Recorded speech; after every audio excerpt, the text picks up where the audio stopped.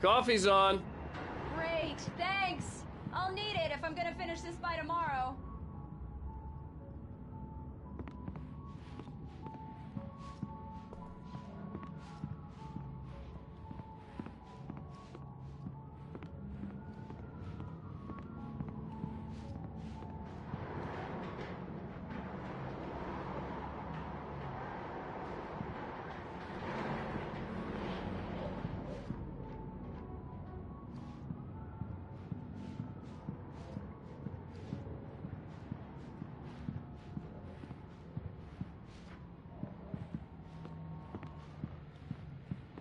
Oh, hey, I just finished those cover mock-ups. They're on your desk. Tell me what you think. No kidding. I didn't think you'd get them done this quickly.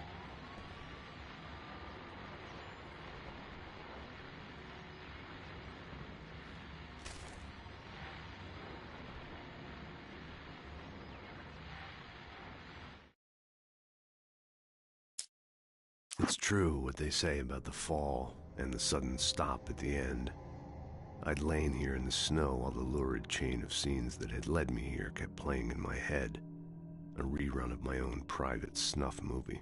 A memory of my corpse. Alone at my own wake. Thinking in metaphors again. The femme fatale was gone. Only a sour taste remained of the kiss that killed me. This was a late goodbye. 13 years after I'd gotten my revenge. It had finally caught up with me. It had been a long time to bear the pain. My blood painted the snow red.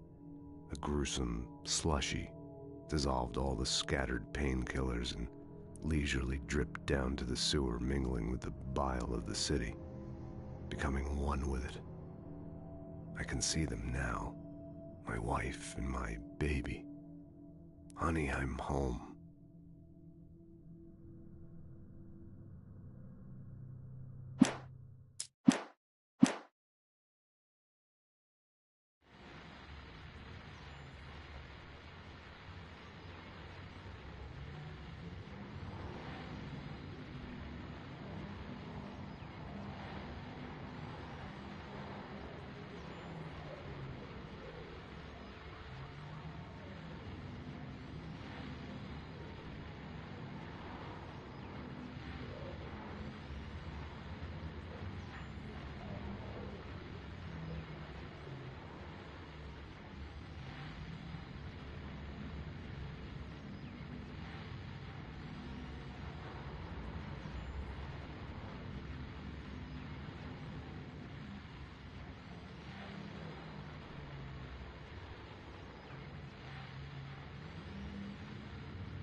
These look really good.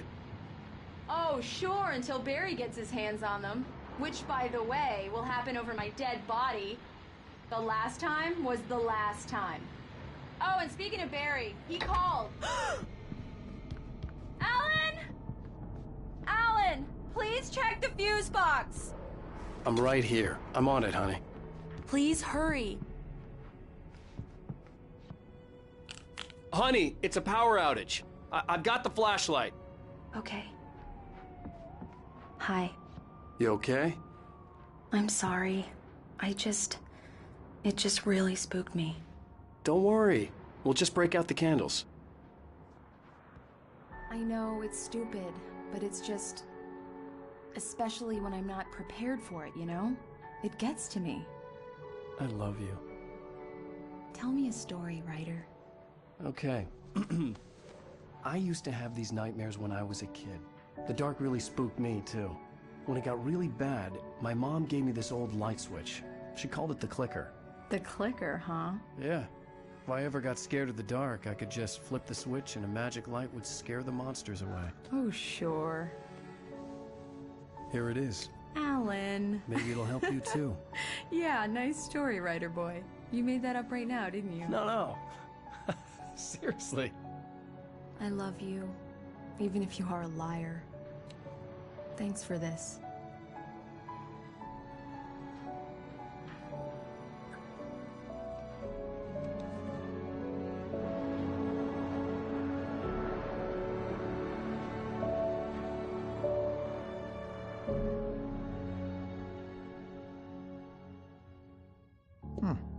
How do you feel, Mr. Wake? Any nausea, disorientation, anything like that? Mr. Wake, how are you feeling? I'm okay. My head's fine. I had to lie about my headache and memory loss. He'd send me to a hospital for tests. I couldn't leave without Alice. Very well. I don't think you have a concussion, but you've obviously been through quite a shock. You should take it easy for a couple of days. Thanks. Well then, Mr. Wake, we're done here. If the pain gets any worse or you experience any other symptoms, you should come see me. I'll let you get on with it then. Sarah, Sheriff Breaker, is waiting for you. She's very good at her job. I'm sure she can locate your wife in no time. Doc Nelson was the image of a small-town doctor.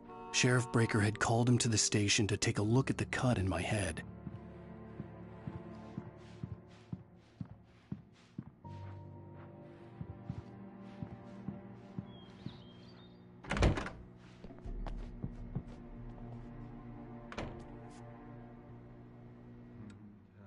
Thank you for testing the lights, Miss Weaver. Everything seems to be fine. I don't have the luxury of being complacent, Deputy Grant. The bulbs will need changing soon. You can't change them in the dark. I'll be sure to take care of it, Miss Weaver. Have a nice day now. Very good. I'll come back later on to remind you, just in case.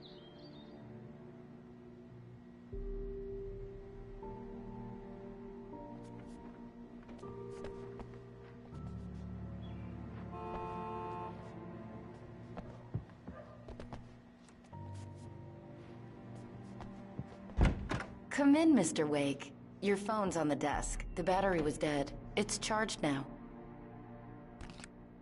Have you started looking for my wife yet? My men are already on it. Now, can you tell me what happened? I'm not sure. I can't remember.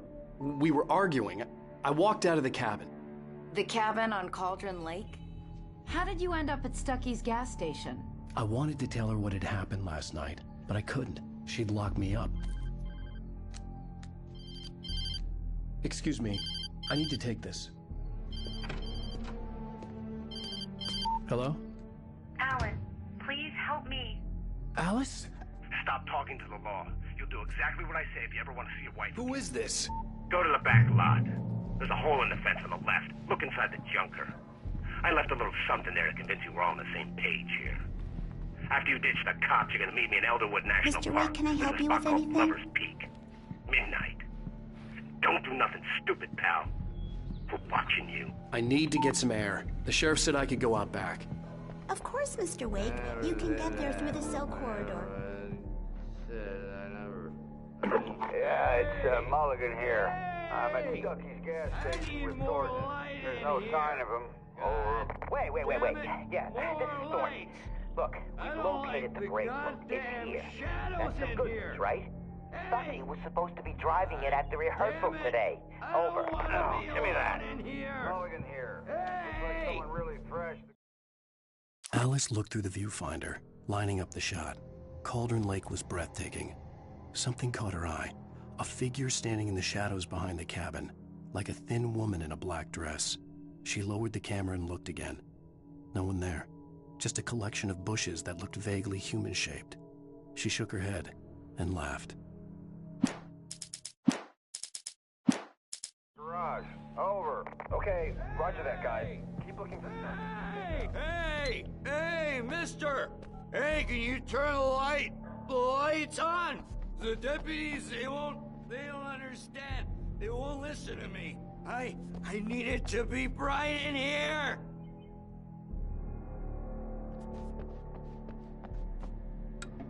Thank you, man, thank you. Hey, you're all right. You're a good guy. Don't let anybody tell you different. You know, I shouldn't even be in here. The cops, they got it all wrong, see? Sure, I beat him up, but I wasn't drunk. I mean, I wasn't drunk at the time. I only got drunk afterward. In spite of its human mask, to describe the dark presence as intelligent would have implied human qualities on something decidedly inhuman. Nonetheless, it found the one spot in the diner that was dark enough. Some light spilled into the corridor, ravaging it. But it took the pain. Horrible as it was, the writer would soon fix that. He would be coming to the one place where it still had power. The early morning light hurt my eyes and made my head ache.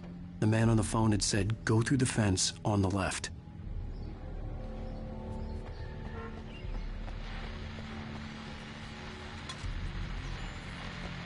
Well, folks, it's been another long night, and...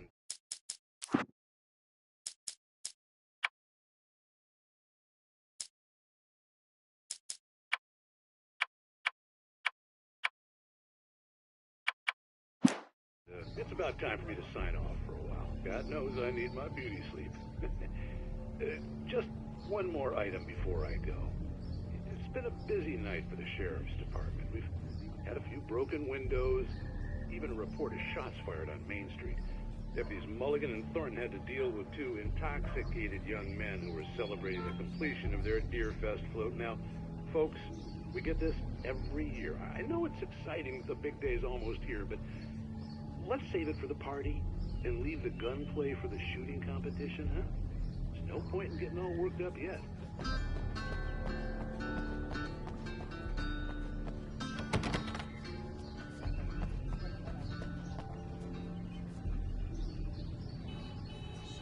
The caller had told me to find a hole in the fence behind the police station.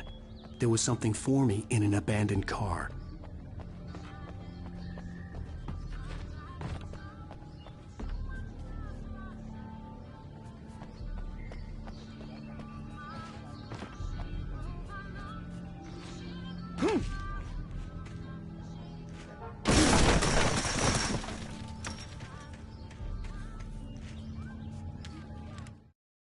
The kidnapper fired his gun one last time, and the shadow vanished into the darkness it had come from. See? Nothing to it, Wake. The thought of Alice in his hands was revolting. We stood on the wooden platform of Lover's Peak, the waterfall and the mountain behind us, the lights of the radio mast blinking red in the heights above. I fought with the urge to take a swing, force myself to speak. Let's cut the act now. Where's my wife? Alice's driver's license had been placed on the front seat. The caller meant business. Barry? Ow! Ow! Thank God! Where the hell have you been? I've been trying to reach you for a week, you and Alice. Oh, I've been worried sick. I flew out yesterday. I'm here in Bright Falls. Barry, listen to me. I'm at the sheriff's station. Come and get me. I can't talk now. Ow! What the hell is going on? I had to get the sheriff to let me go. I needed to get to Elderwood National Park to meet Alice's kidnappers.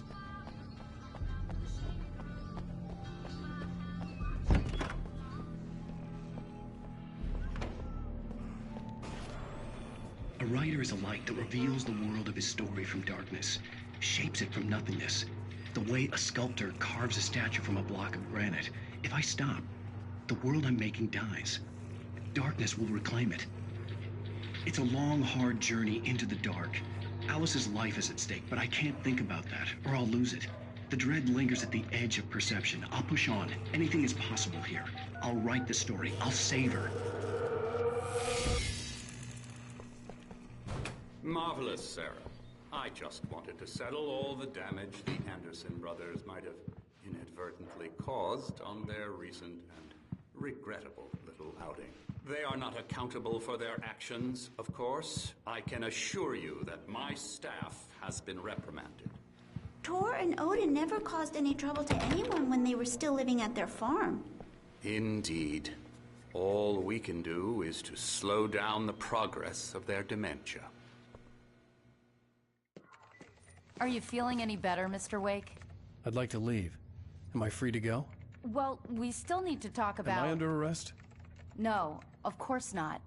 But I need to know where you'll be staying so I can get in touch with you. I'd avoid the motel. The Majestic is known for its roaches. The cabins at Elderwood are pretty nice, though. That sounds perfect. I'm Dr. Emil Hartman. I'd like to invite you to stay at Cauldron Lake Lodge. Did you talk to my wife? I had the pleasure of discussing your situation with her on several occasions. Did you set something up with her? I invited her here. My clinic is a place where... Oh, hey! Oh, my! Take it easy. Hey, nobody move! Get your hands off of my client! Who are you? I'm Barry Wheeler, his agent. If you have business with Mr. Wake, you talk to me. You yokels won't know what hit you once I sick my lawyers on your asses. No harm done, Sarah. I'm all right. I don't want to press charges. Mr. Wake, my offer still stands. Get me out of here. What the hell was that about, Al? We don't need a replay of that thing with the paparazzi. I thought they were gonna lock you up. I had to talk to someone. I told Barry everything. He thought I was certifiable, but when he heard about the manuscript, I had him. The fact that I'd written something, even if I couldn't remember it, was enough for him. He smelled money. And he believed that Alice had been kidnapped. Anything beyond that was another story. I had a midnight appointment with the kidnapper in a place called Lover's Peak, somewhere in Elderwood National Park. The plan was to rent a cabin. I don't like it, Al. I don't like any of it. It's not good. In fact, it's the absolute opposite of good. Mr. Wake! Barry, you found him. Hi, Rose. Oh, wow. I was just thinking about you, too. Great. I was just bringing Rusty some coffee. He's on the balcony, looking after Max. Poor thing. I really need to go. Great to see you again, Mr. Wake. Later! Who's Max?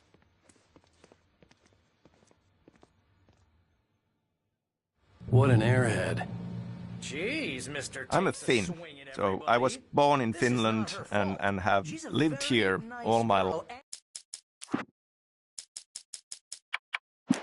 And, more importantly, a fan. She even has a fan site dedicated to you.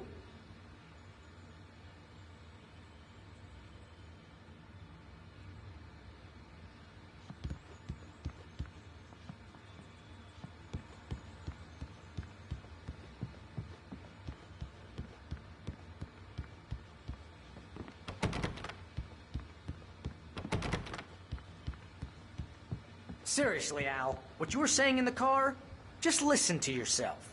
What, you shot a guy and his body just disappeared? When was the last time you slept? What, are you high?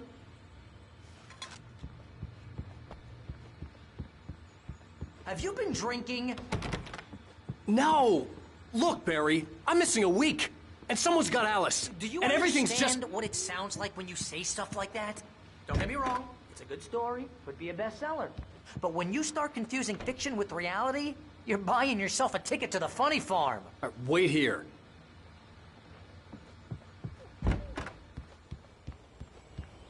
Easy there, boy. I'm almost done. Hey, Rusty, right? You rent cabins. Oh, Mr. Wake. I'd shake your hand, but mine are kind of full here. Actually, I'm sorry about this. Would you mind grabbing the registration form from the desk? It's just across from Bucktooth Charlie. Seriously, Al, you can't just go and meet a kidnapper. Those situations always end up in disaster. You gotta talk to the cops. She's my wife, and it's my call. Can we talk about this later? No. This whole thing... Listen, you hit your head. I mean, geez, Al, come on. You gotta understand how crazy all this sounds. If you're trying to pull a joke on me, freak me out, it's working. Ha ha! Let's have a laugh on Barry.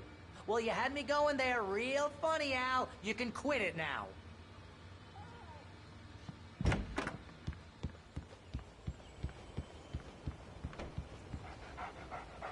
I think this is the form you wanted. And here are the keys. Okay, you're all set, Mr. Wake. Glad to have you staying here. Thanks. Can you tell me how to get to Lover's Peak? Oh, sure. It's at the end of the nature trail. Just follow the paths, you'll get to it eventually. It's an easy walk. Nice spot, too. If you have any trouble finding it, just keep your eyes on the radio mast. It's right below that. Look, Al, you're asking me to believe that you shot a dude who went poof into thin air, A guy who was bulletproof until you pointed a flashlight at him. You hear that from people who end up spending time in padded rooms, strapped to their beds, wearing white shirts with too long tangled up sleeves, and eating a healthy diet of pills. Al, you make cruel jokes about people who believe that kind of stuff. You're the skeptic. You gave me an hour-long lecture on homeopathy last month. What was it? If there's no proof, it's pure bullshit. Period. Guess the laugh's on me then. Al, come on! I mean, okay. Okay, maybe something weird happened to you, okay? Well, thanks for the heartfelt vote of confidence. All I'm saying is you gotta throw me a bone here, bestseller. What would you think if it was me? There's no way you should be going out at midnight with a gun. No one asked you to come here, Barry. Either work with me on this or go straight back to New York. Your choice.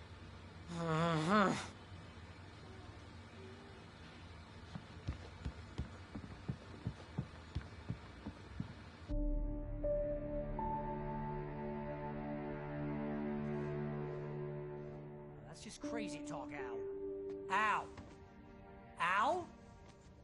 We should go to the sheriff or call the FBI. Damn it, Barry, they'll kill her! This is not a goddamn debate, Barry. I'm going to Lover's Peak. He said to come alone. Okay then. I understand. You're my best friend, and I'm worried that you're not right in the head. Tell me what to do to help, and I'll do it. You stay here, and if I'm not back by morning, call the cavalry.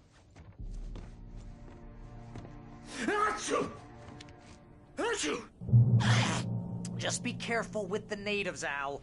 These yokels are dangerous. Everybody hates a tourist, or it'll be Deliverance all over again. Bless you. Oh, this place is trying to kill me. I'll bet there's mold in here, spores, poison ivy, God knows what. This is so not worth a 15% commission.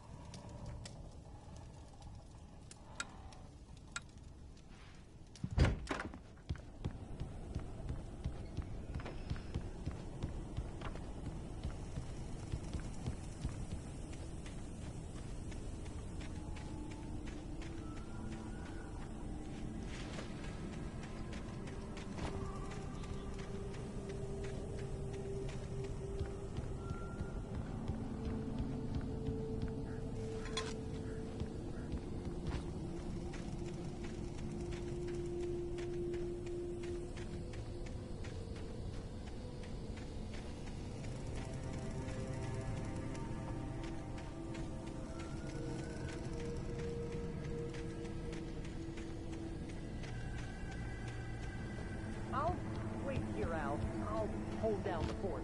I'll be with you in spirit every step of the way, Al. Walk to the door now. Barry had never gotten along with Alice, but he knew Alan loved her with an almost frightening intensity. And now something had happened to Alice. And here was Al armed with a gun and saying things people got put in padded cells for. It was as if his friend had experienced a massive psychotic episode and was now totally disconnected from reality. It scared the shit out of Barry.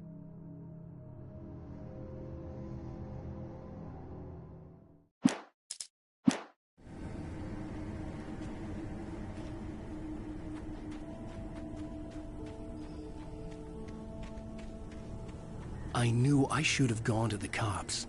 This wasn't the smartest thing I'd ever done, but I was still angry with Barry for trying to talk me out of it. These people had called me right in the sheriff's station. The cops wouldn't scare them, and they had Alice.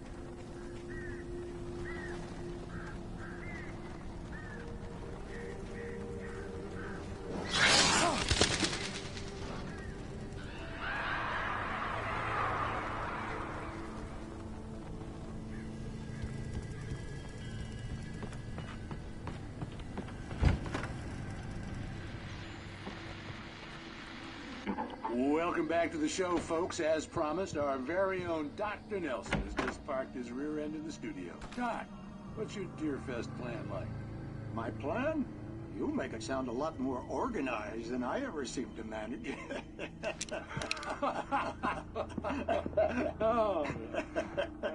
No plan, really. Just taking the atmosphere. I'm getting a little too rickety to do much more than that, you know. Oh, tell me about it. No sack race for us older gentlemen, huh? Yes, exactly, Pat. But I'm going to check out the parade, of course. And I'll be one of the pie contest judges, too. Well, that takes a different kind of constitution. Oh, yeah. It's my kind of exercise. Now, Doc, seriously, you're in pretty good shape, though. You're the outdoors type.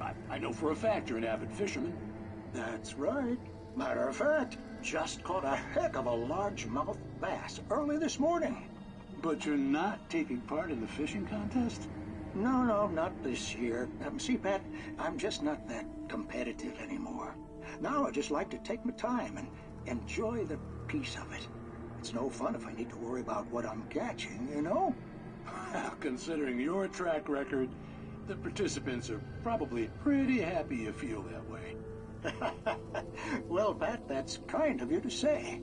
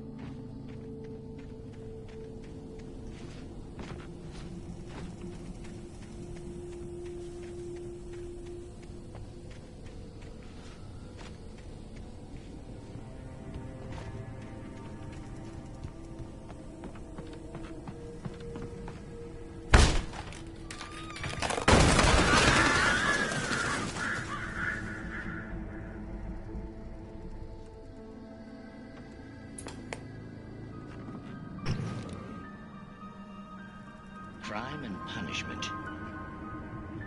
The cancer and cure of civilization.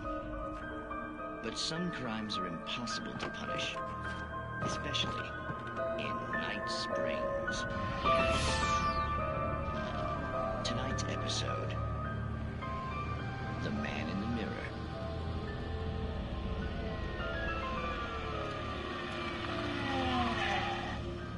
He's inside, Agent. He's a weird one. So, you're confessing to killing that guy, huh? Why? Had it coming?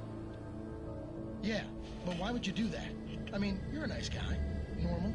Took your kid to a soccer game. So how come at the game, you pick a guy and, quoting from the arresting officer's report here, assault the victim's head area repeatedly with the weapon of choice being a pair of bare fists? Wow, that sentence really flows, huh? Maybe you're not the literary type. Okay, so you mess him up. But why? Who was that guy? We couldn't ID him. Why would a guy like you do him like that? I didn't like his face? Well, you must have hated it, because you really went to town there. I mean, there's no way to tell what he looked like. No ID on him either. That must be difficult. But then we ran the fingerprints. Got a match. Your prints. Identical. Huh, how about that? Your son said you were wearing a white shirt when you took him to the game. The white shirt is on the dead guy.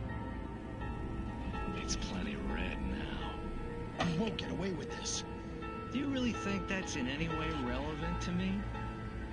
I had plenty of time to talk to my boy before the cops arrived, you know? He won't stop screaming, am I right?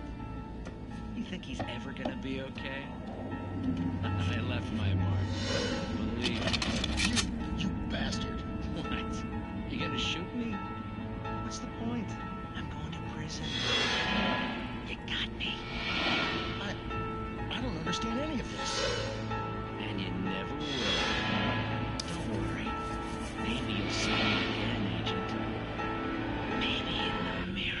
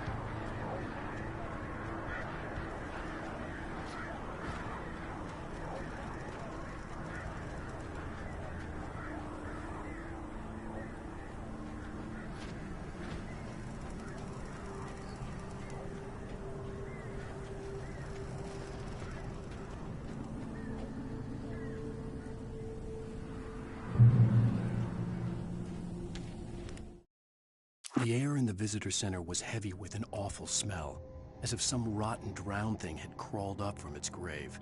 Rusty kept coughing blood. My eyes were drawn to the twisted shape of his broken leg. The attack had been vicious. Max whined in his cage. Rusty's eyes were wild with fear and terror. He gasped. "Mr. Wake, it happened just the way it was on that page."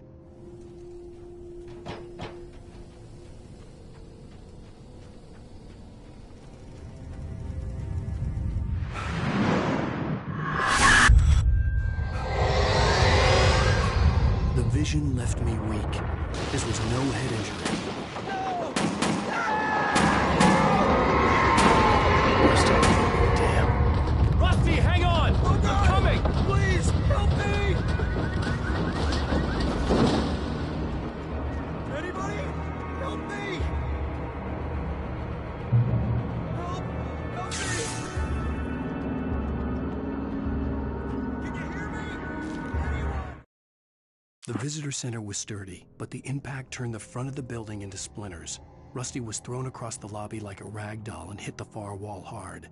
It didn't hurt until he tried to move and saw his leg bend the wrong way, felt the broken rib stabbing him on the inside.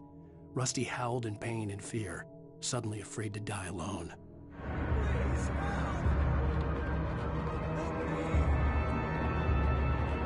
The ranger's office was locked. I'd need a key to get in.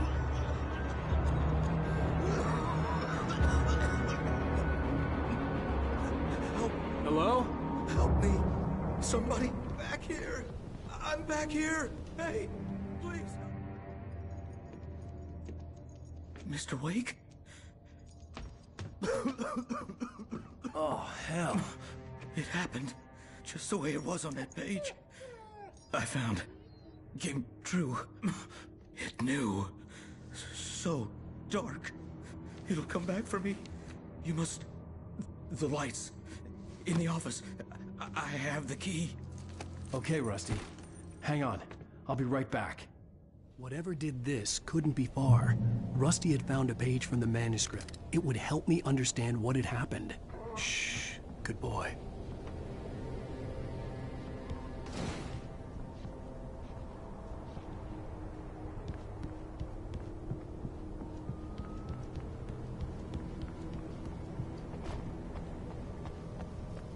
The only way to make sure that Rusty was safe was to get the power running and the lights back on.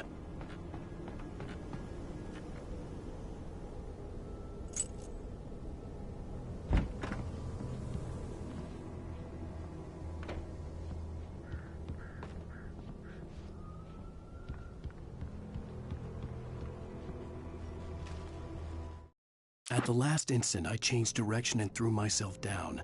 The axe splintered the trunk of a tree. I stumbled into the pool of bright light. My lungs burned. I was too exhausted to move. I tensed as I waited for the killing blow, but it never came. I raised my head. Nothing moved in the darkness beyond. For the moment, bathed in the cold light, I was safe.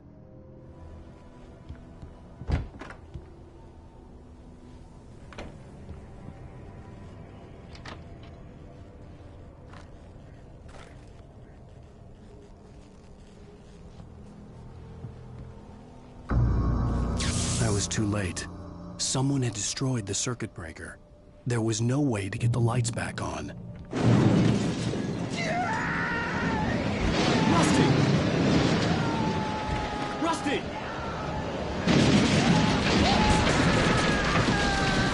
The ground was covered with oily patches that looked like liquid darkness.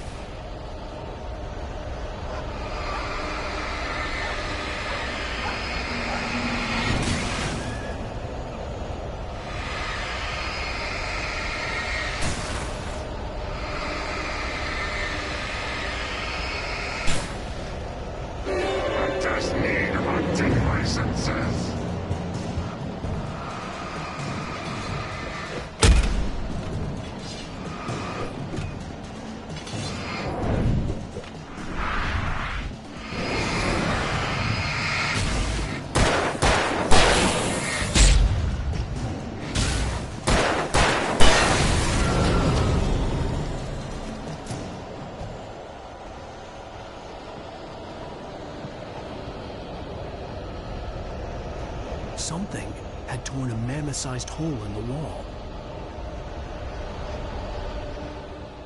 Please don't feed the animals.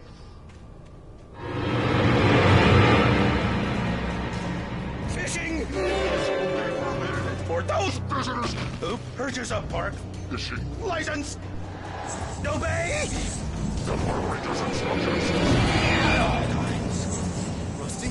Rusty, no! 2 bears and wolves never closer than 25 yards. Pets must be leashed at all times. Never leave your pet unattended. It is against the law. Objects are disarmed from the park. Gross. This includes even strawberries.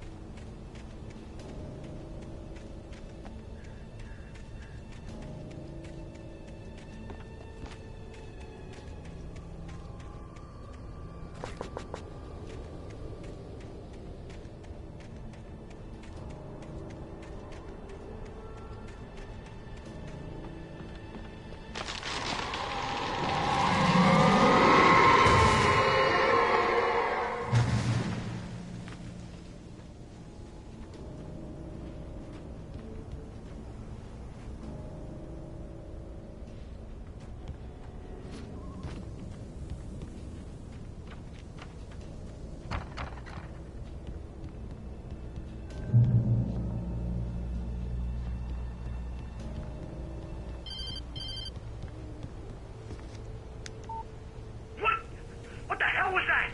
I saw from the window. I saw something.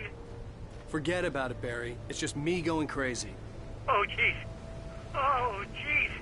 You're not crazy. I wish you were crazy, but you're not crazy.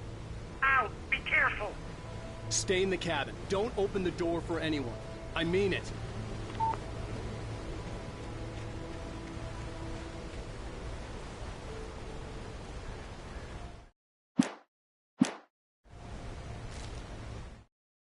In that last instant of consciousness, Rusty thought about Rose. He was older than she was.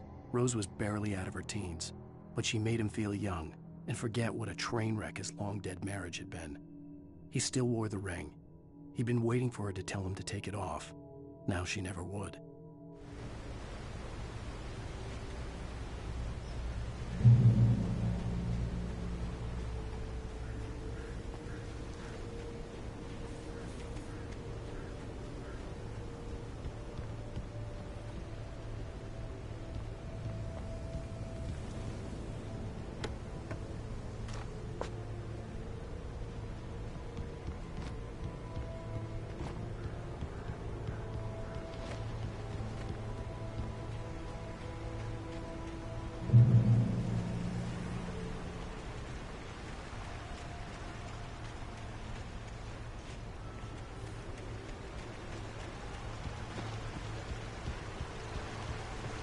Lover's Peak was at the far end of the nature trail.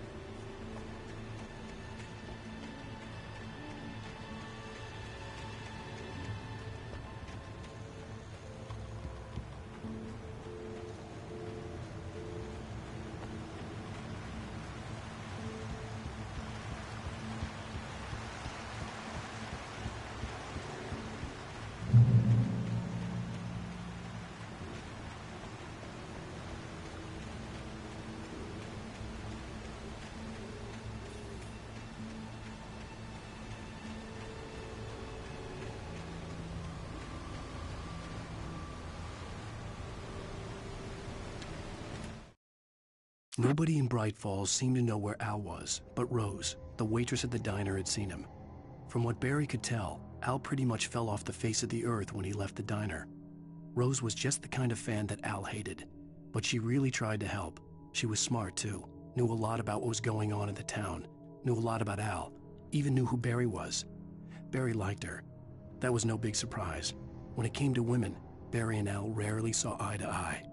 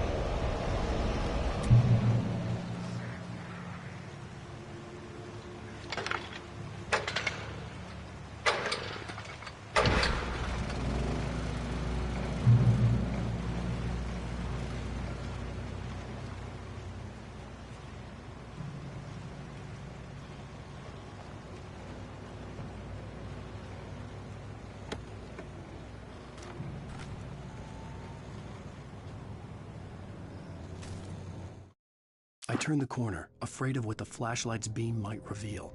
Suddenly, a roughly painted symbol of a torch glowed in the light. Behind it, hidden by a rock, sat a battered metal trunk. It was here for a reason, packed with supplies, batteries, flares, ammo, things you need to make it through the darkness of the night. Something left behind by someone who knew what I knew, and more.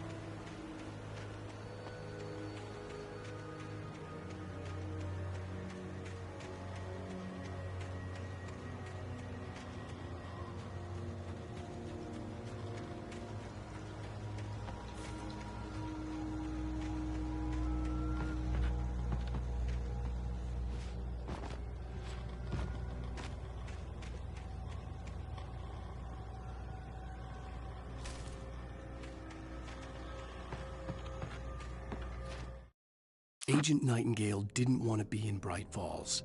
These little communities revolted him, and he didn't like the trees or the coffee. He now knew that impossible horrors lurked behind the storefronts and smiles. He desperately wanted to turn the car around and just drive until he passed out or ran out of road and booze. But he had a job to do. He had a rider to catch, at any cost.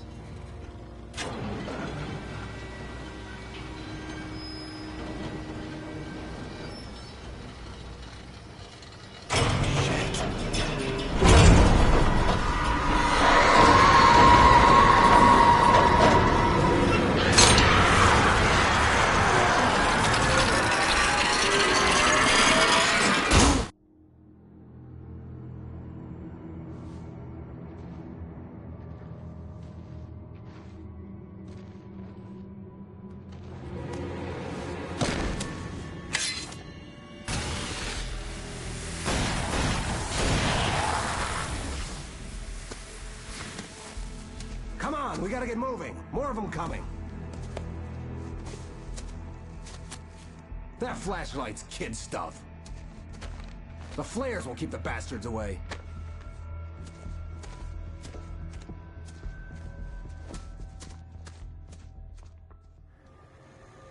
You can see them too? Hell, of course I see them. Come on, we gotta move. Why? Because that's the way the story goes. Yeah, but... Let's move! I lost my gun back there. Oh, I've got a gun. Just keep that light steady on him. It took a moment, but then I recognized him. He'd been on the ferry when I first arrived here with Alice. He knew my name. We were headed in the direction of Lover's Peak. There was no way this was a coincidence. He was the kidnapper.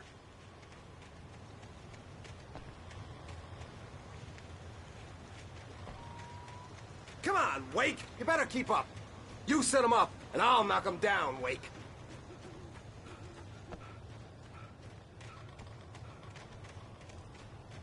Hear that? It's them.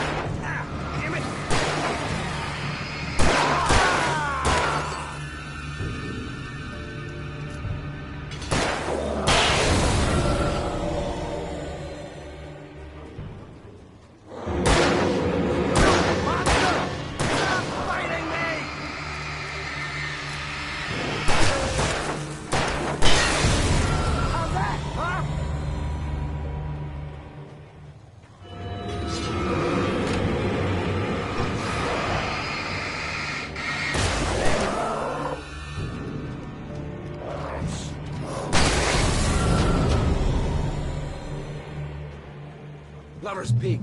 Right up these stairs, Wake. Use the flares from the emergency box to hold them off while I get these boards off. Give me the gun. Yeah, no can do,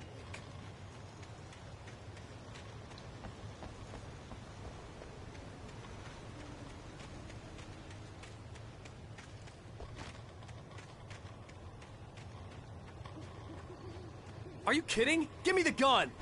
No time for back talk. Come on, man.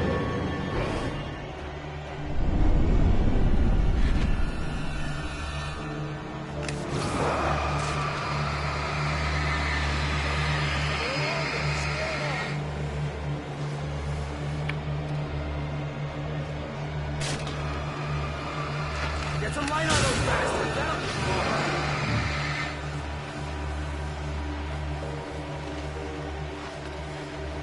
Just a little longer. I almost got it. Okay, it's over. Move it or lose it.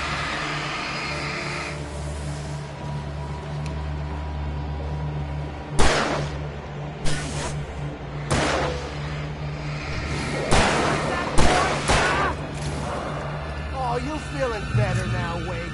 All cozy and safe.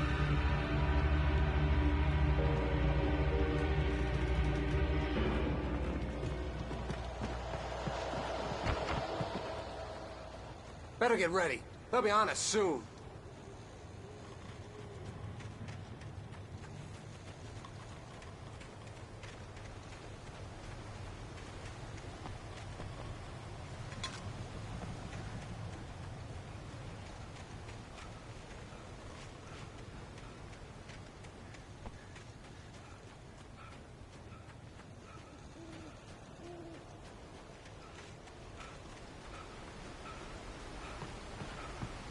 This is it, Wake.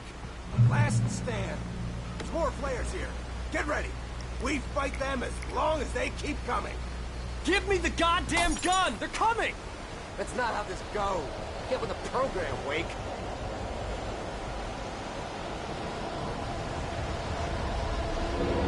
Get your big ass ready, Wake.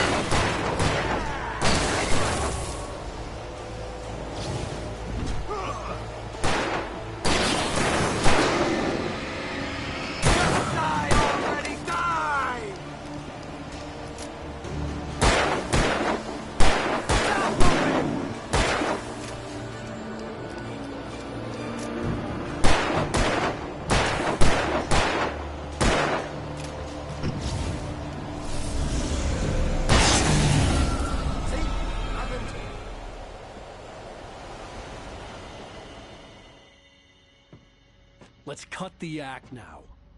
Where's my wife? I knew you were gonna say that. I read it all before. You're a hell of a writer. Congratulations. You're gonna bring about something glorious and terrible once we get you some proper editorial control. What the hell are you talking about? Where's Alice? I want the entire manuscript, or she's gonna suffer bad.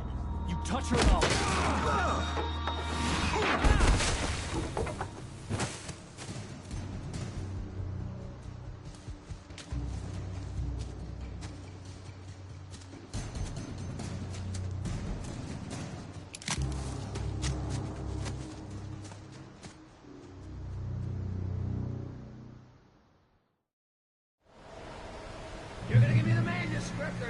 sorry! No! Come back here! I swear I'll kill you if you hurt Alice! Do you hear me? Come back here! He had Alice, and he wanted the manuscript because he thought it held some magical power. But I had no manuscript to give him. I had to get back to Barry and figure out my next move.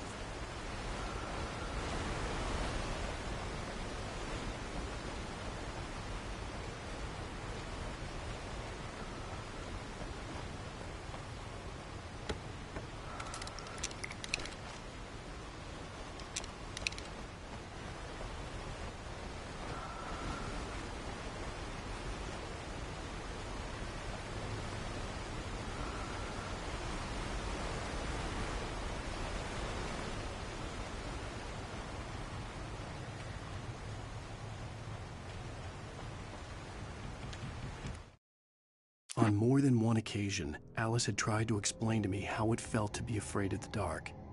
To her, darkness wasn't simply the absence of light, but something more tangible than that. It was something you could touch and feel. Worse than that, it was something with a mind of its own, something malicious and malign. For her, things changed when they were wrapped in darkness. They turned into something else, something foreign, and nothing was safe or innocent anymore. I'd never really understood what she meant, until now.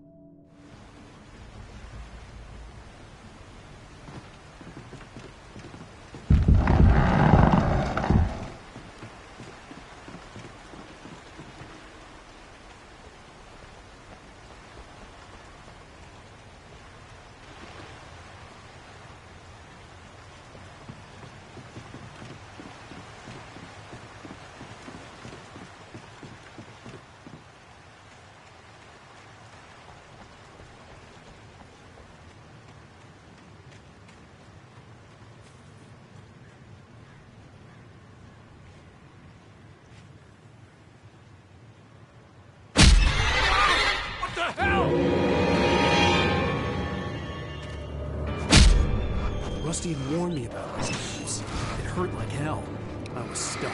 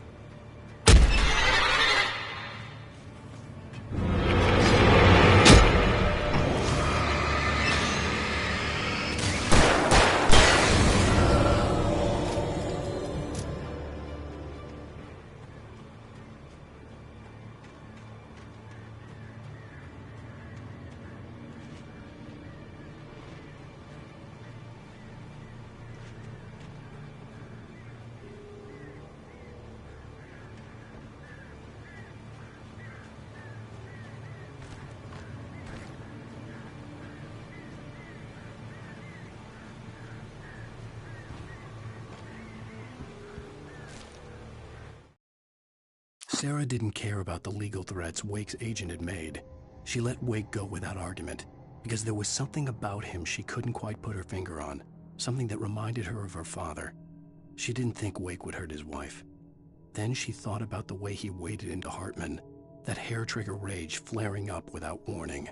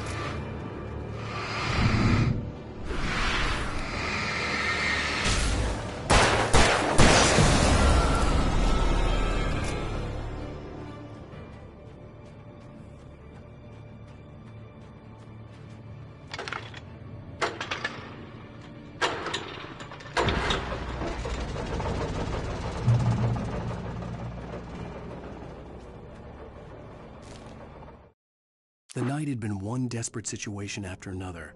I was exhausted, and my body felt as though it had been chewed up and spat out. The flashlight was heavy in my hand, and each pull of the trigger sent a painful shock up my arm. But I was finally out of the woods, and things were looking up. That's when I heard the chainsaw.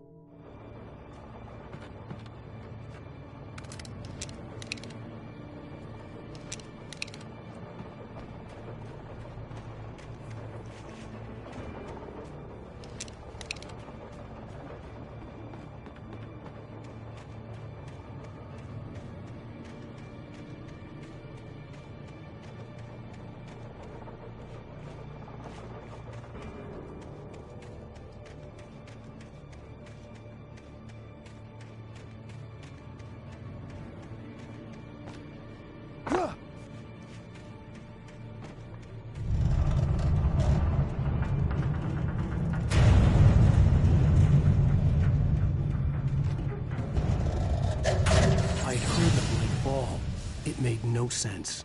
It was clear that it had just fallen here, but it was very old and obviously hadn't flown in decades. Looking at it sent a shiver down my spine.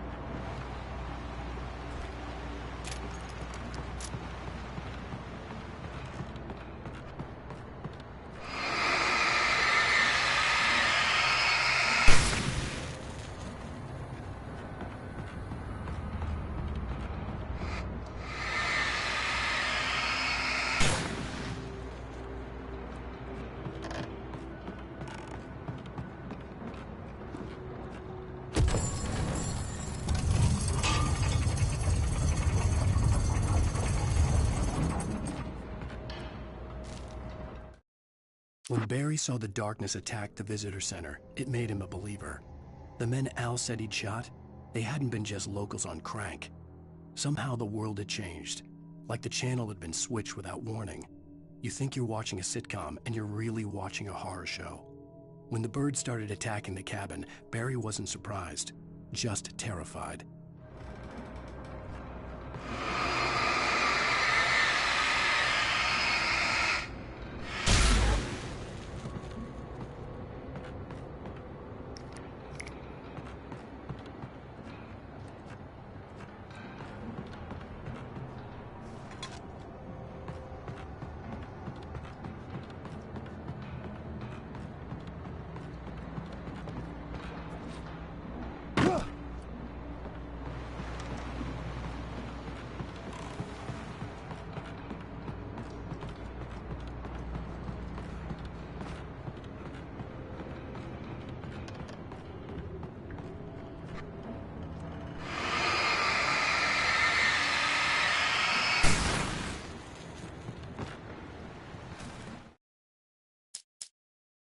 The logging site was a mess.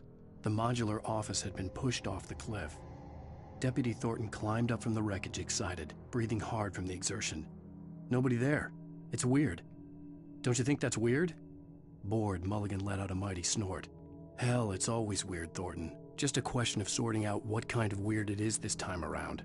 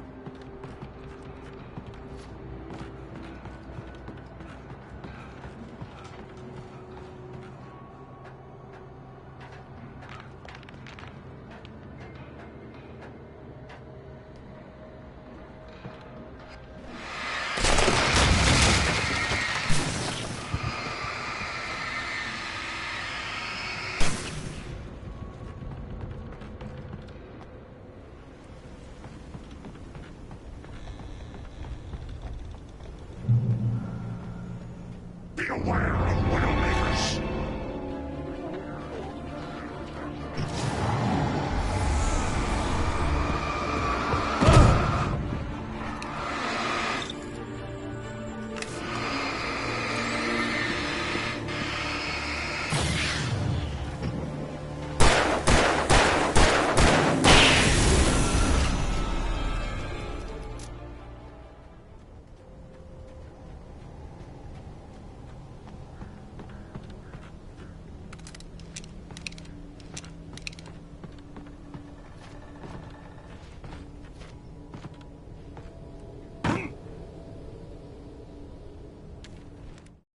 Shadows stirred and the wind picked up as I ran through the forest. I felt the dark presence turning its gaze toward me. Then the moonlight was blotted out by dark shadows that raced violently across the ground, moving too swiftly to be natural. Darkness gathered between the trees and melted again to reveal the Taken. No natural path had brought them here.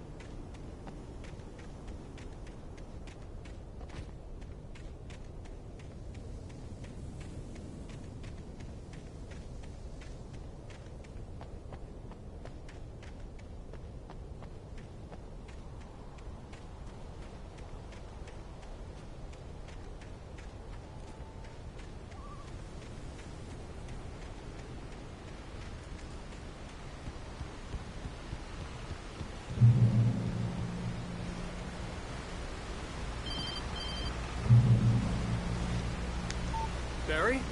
Ow! The porch is covered with birds. They've got all Hitchcock on me. Stay out of sight. I'm on my way. Don't open the door. What am I, crazy? Stay hidden. I'll be there soon. Just make sure you keep the lights on.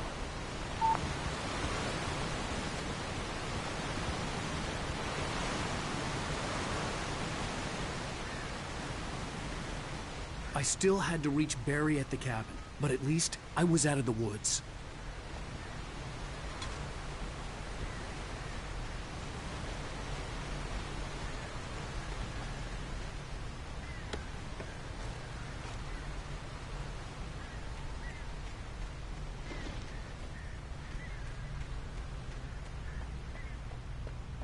I'd have to get the car from the locked garage. It would get me back to Barry faster, and the headlights were a welcome bonus.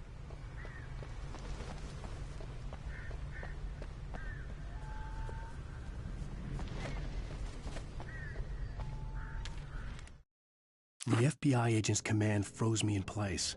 I considered surrender. It was all falling apart anyway. I could give in, let someone else deal with it, but it felt all wrong. Call it instinct. His posture, the way he held the gun, he was no friend. Shots ringing in my ears, I leaped for the hole in the fence and stumbled into the darkness beyond.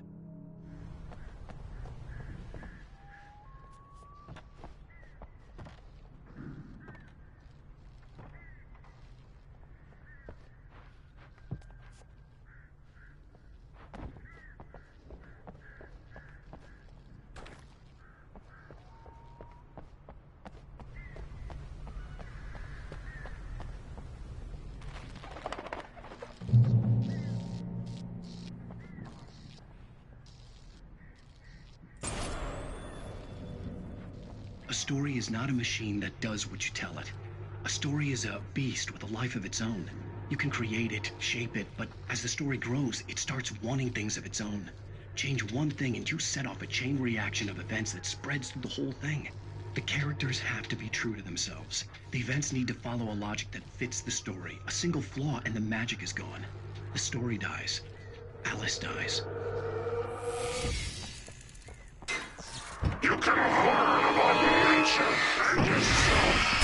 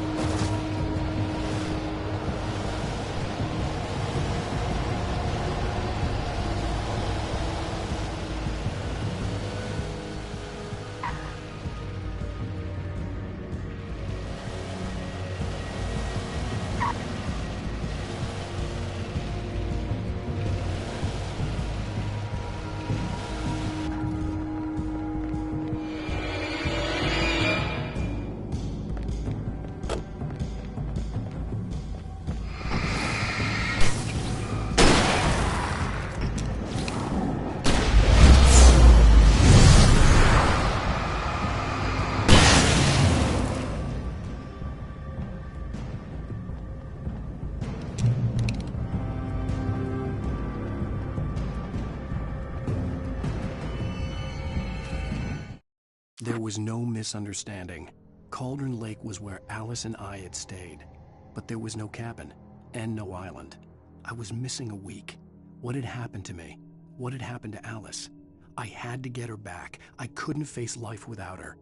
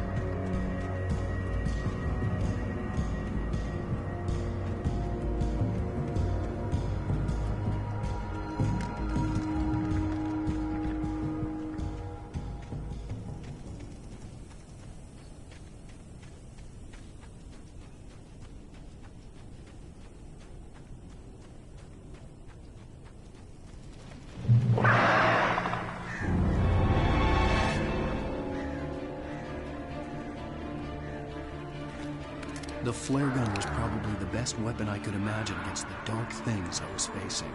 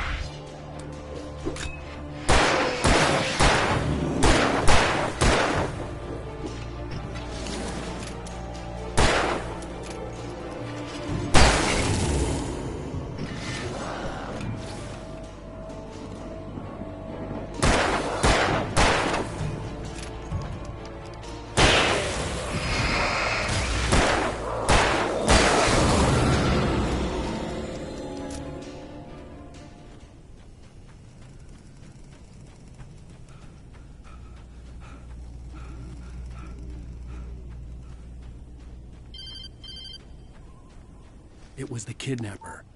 You son of a bitch! Where's my wife? Enough horseplay, Wake. You deliver the manuscript, and you can have your woman back. Simple as that. I don't... Listen. I'm gonna need time to finish it. I still need to write the ending. I need a week. It's not done? I need a week. 2 days. The old Bright Falls coal mine is nearby. You can find it easy, city boy. The main building, there at noon. You bring the manuscript, you'll get your wife. If not, well, get me? Yes, I get you.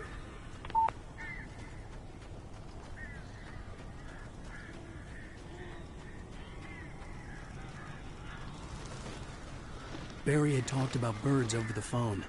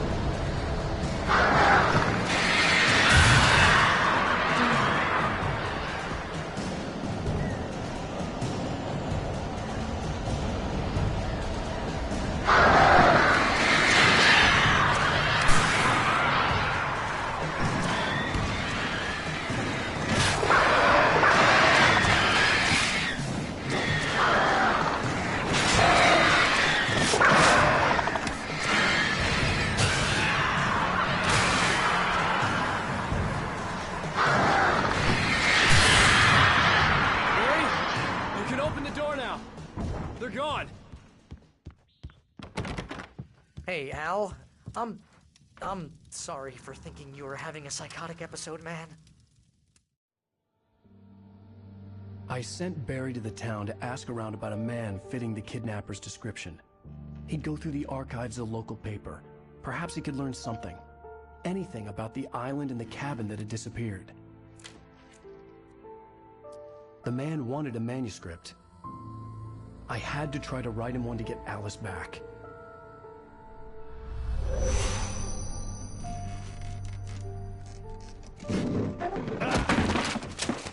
For me, the supernatural had always been nothing but a metaphor for the human psyche, a tool to use in writing fiction. Now, it was happening for real, and I couldn't put a single word on paper.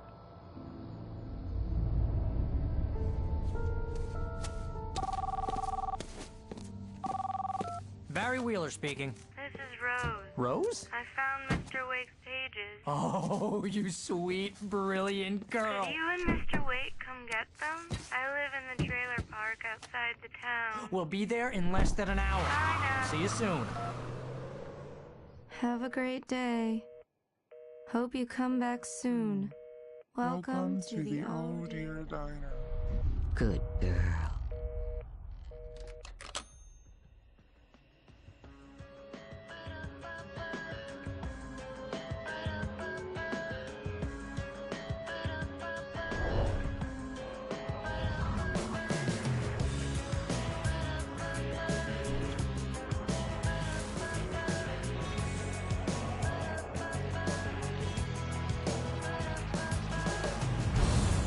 Come here.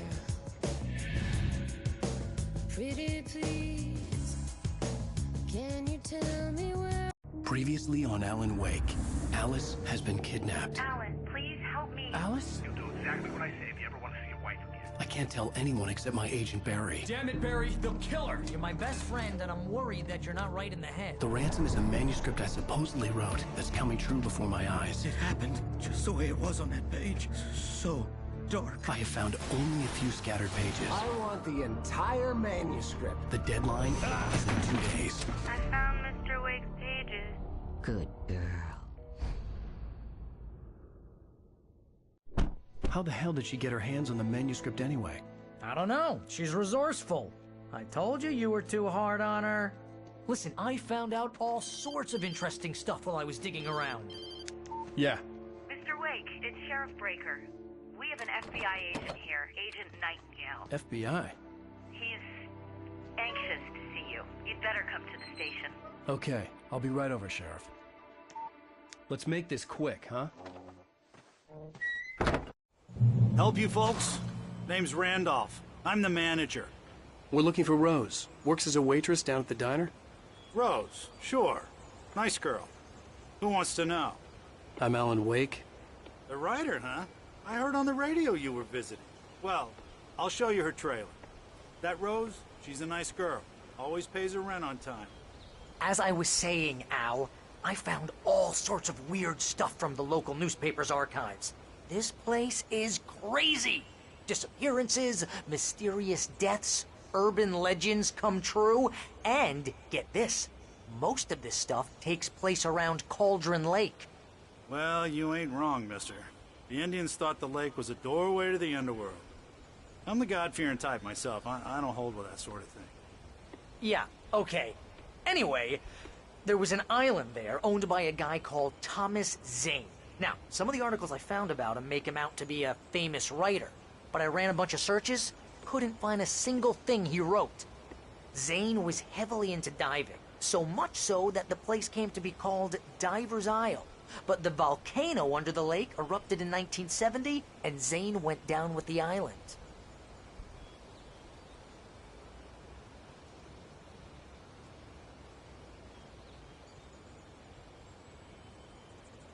Come on, mister. I'll take you to Rose's trailer.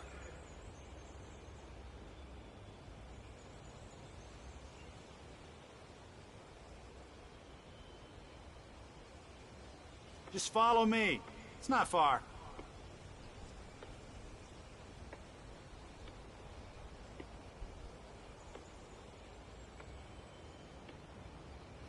Listen, I got things to do. This place don't run itself.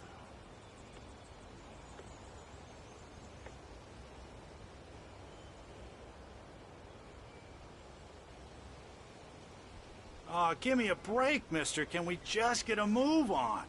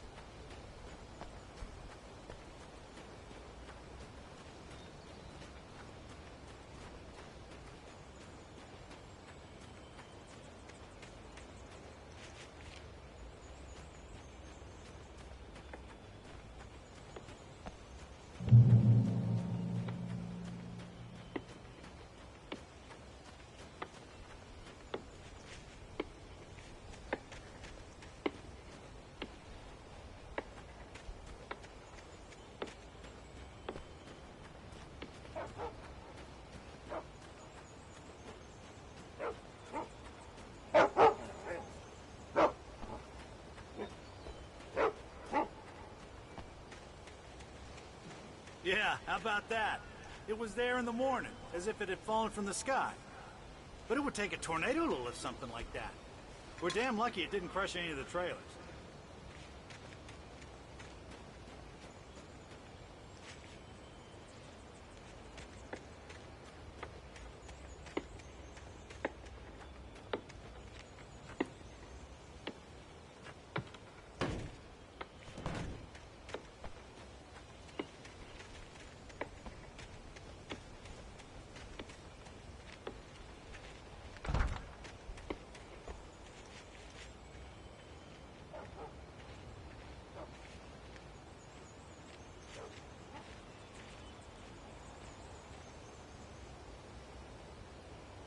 It gets better.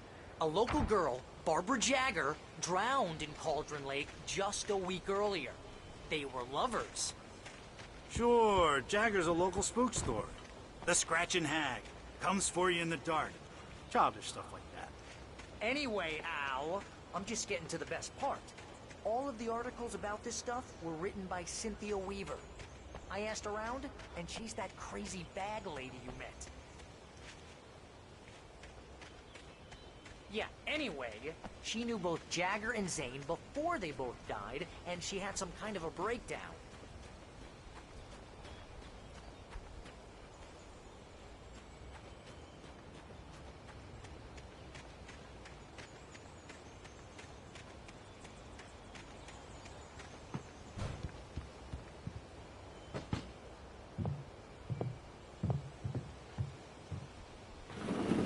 Welcome to... Oh dear, Mr. Wake. I'm so glad you're here. Rose, you have my manuscript? Oh. Oh yes. Yes. Please, come in. Hey, this is really good. Rose, Yes, my manuscript. I really need it. I understand. I know what you need. A muse to inspire you. Oh, for Barry? She doesn't have anything. Yeah, hey, Al? Al, what's... Oh... Barry! What? What?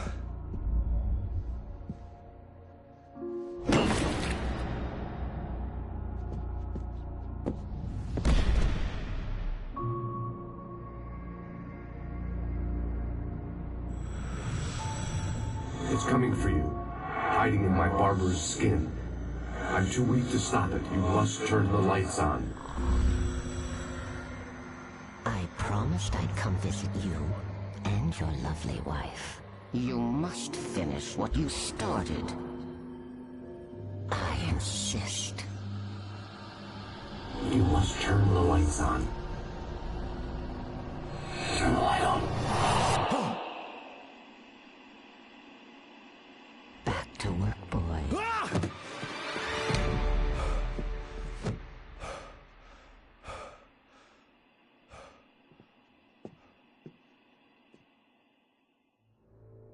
I felt nauseous, hungover. Only anger kept me going. I can't tell reality from dream anymore, but it seems I have an imaginary editor to help me. She's an old woman in a funeral dress. I call her Barbara Jagger. She's very strict. I'm writing faster and faster. My manuscript is being heavily revised. The edits are getting very aggressive, and each day there's less of me and more of her. I hate it, but I know she's right. She promises me I can save Alice this way. She knows more of this than I do. About the complex incantation I'm attempting. About this place. She's worked with another writer under similar circumstances, Thomas Zane. The genre of the story seems to be shifting. It's turning into a horror story. I'm getting close. I can feel it. Rose took a day from me. I had less than 12 hours left to meet the kidnapper. All I could do was get Barry into the car, work something out once I got on the road. Welcome to the Oh Dear Diner. What can I get you today? Coffee? I couldn't work up much hate for Rose. Something had used her to get to me, and left its mark. First refill is free. Milk and sugar on the counter there. Would you like to hear today's specials? Thank you. A nice day. Come back soon.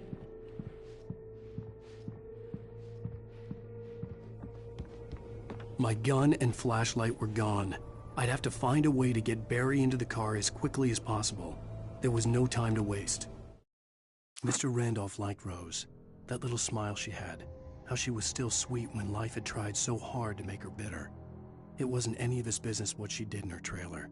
But those strangers, the writer and his smart-ass sidekick, looked like trouble. And they'd been in there for hours, way past her normal bedtime. He reached for the phone and called the sheriff's station.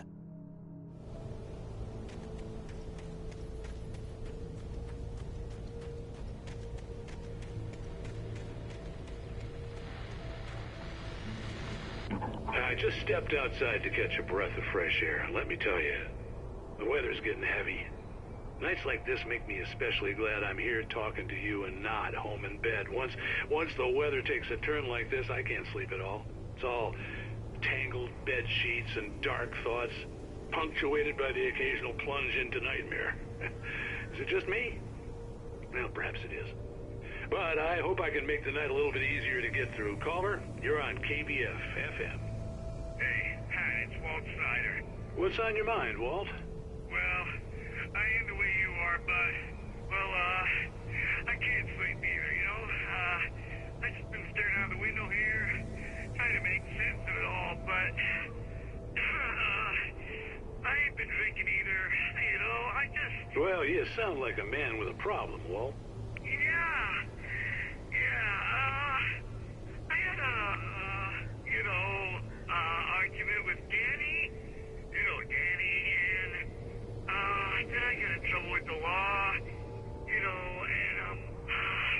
I'm just, well... I heard something like that, Walt. Yeah, well, he's, Danny's my best friend, and, they let me on bail today, and now I'm just alone here at the window, waiting. Man, and there's something in the air tonight, man. I was just outside looking up at the sky above our broadcast tower thinking the same thing. What are you waiting for, Walt? I don't know. Something's gonna happen. I think I better go.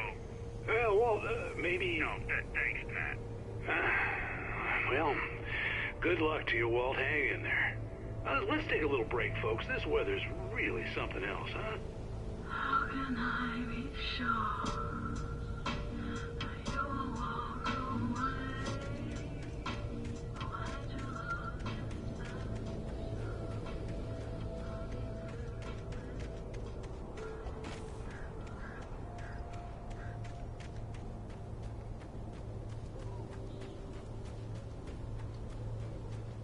Oh, you're gonna get it now. God knows what you've done to that poor girl. This is Agent Nightingale, FBI! Get him up, Hemingway! You're under arrest! You move a muscle, I'll unload right in your goddamn face! Stay right where you are, Slane!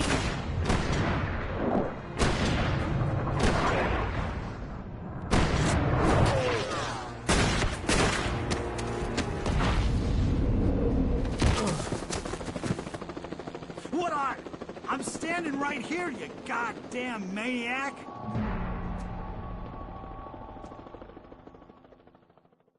I hated to leave Barry behind, but there was no way I'd miss my appointment with the kidnapper. Give it up, Mr. Wake! Come on!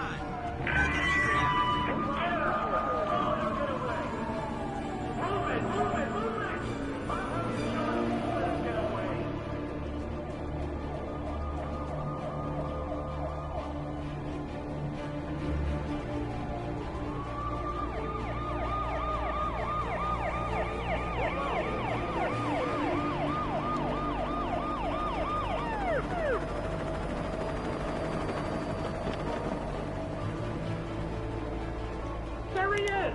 Freeze! Keep your eyes peeled. He's gonna try to make it through here. Oh, damn. Man out! Keep away!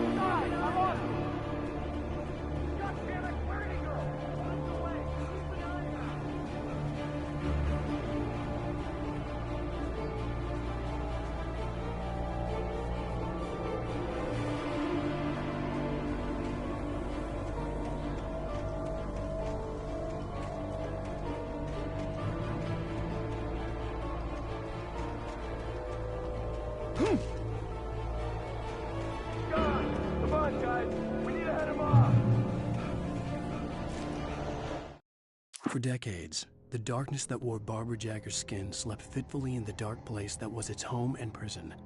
It was hungry and in pain. It dreamed of its nights of glory when the poet's writing had called it from the depths and given it a brief, terrible taste of power and freedom.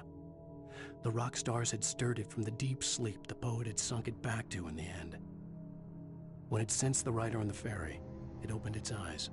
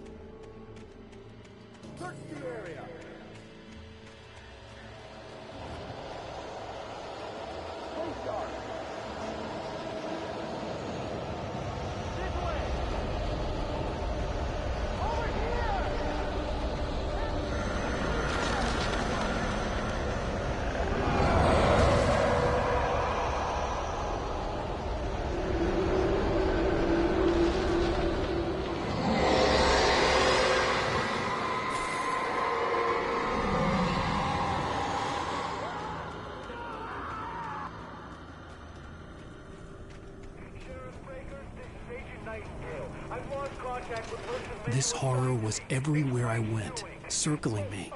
The cops didn't stand a chance. They were after a writer, not a monster. This guy, he wears a tweed jacket. Over. He's the guy we're chasing. If it's not him, who then? Bigfoot? Over. I don't know yet, but I'm not in the habit of jumping to conclusions. That tends to come back and bite you in the ass. Out.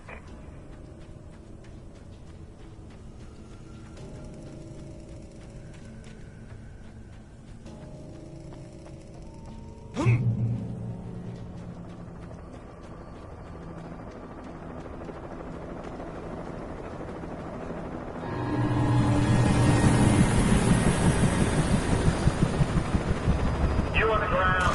Hold it right there. There's nowhere to run. Freeze!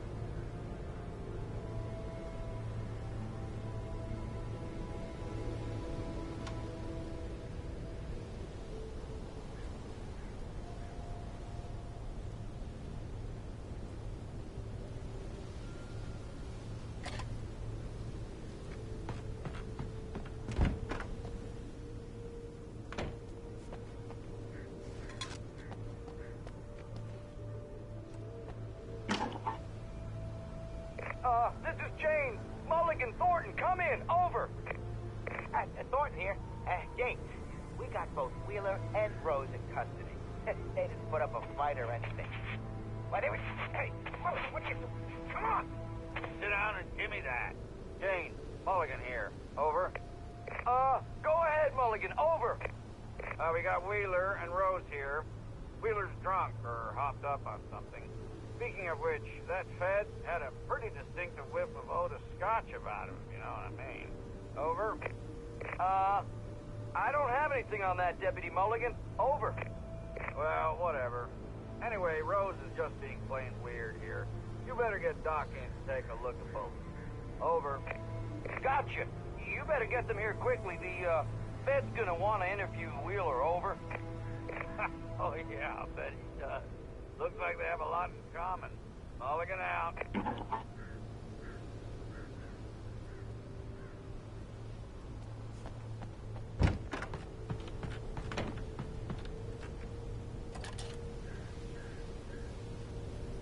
I could see the lights of the radio station in the distance.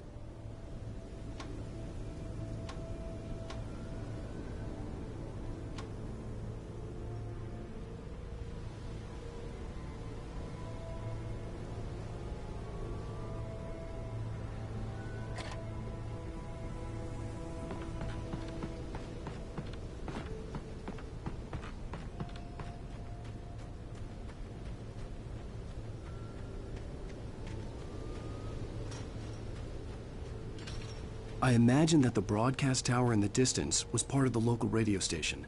Maine seemed like a decent guy. Perhaps he could give me directions to the coal mine.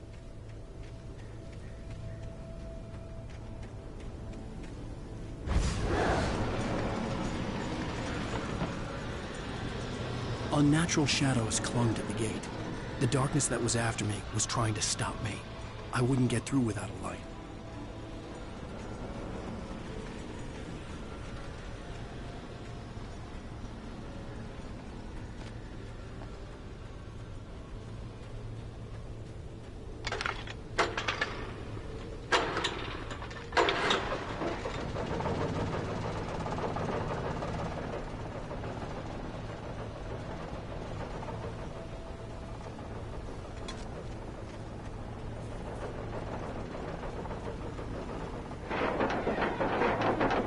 The old generator conked out.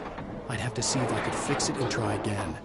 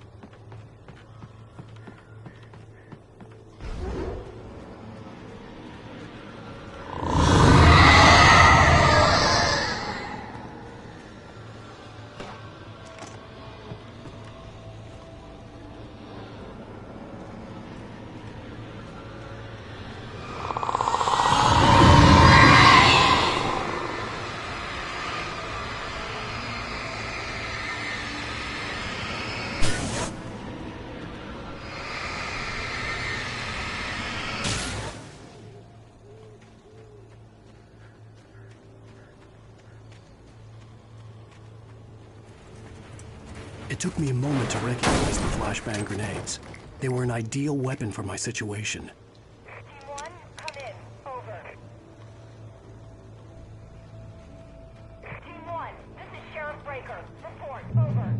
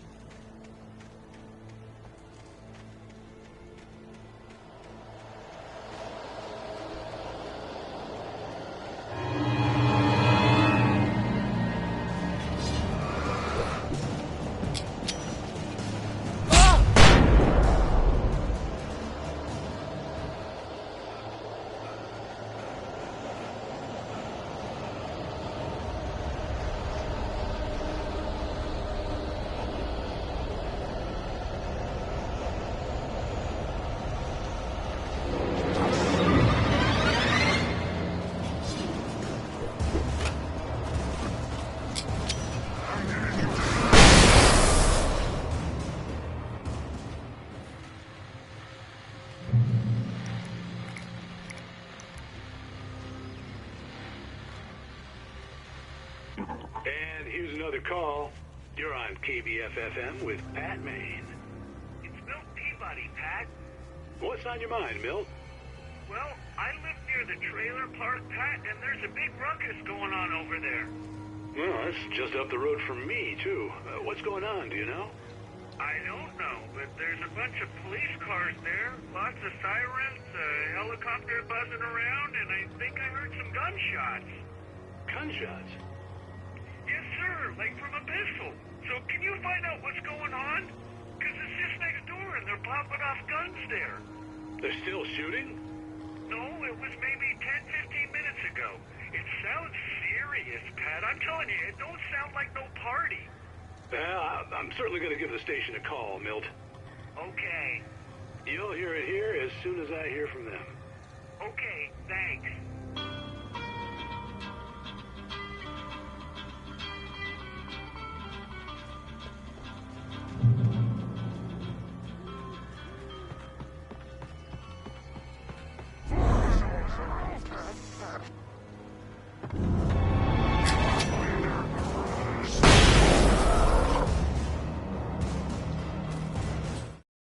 Touched by the dark presence, Rose was lost in a dreamland where everything was drawn in black and gray crayons.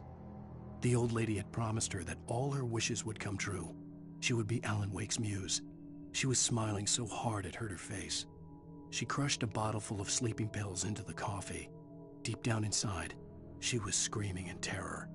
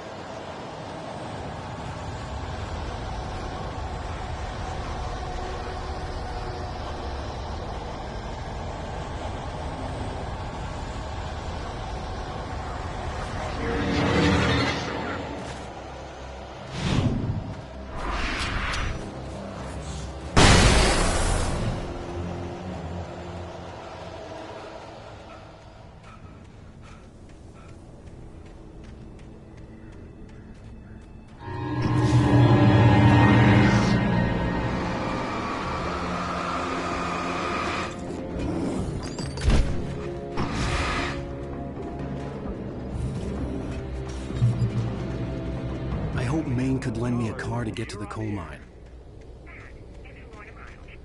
Why, hello, Lorna. What do you have for us?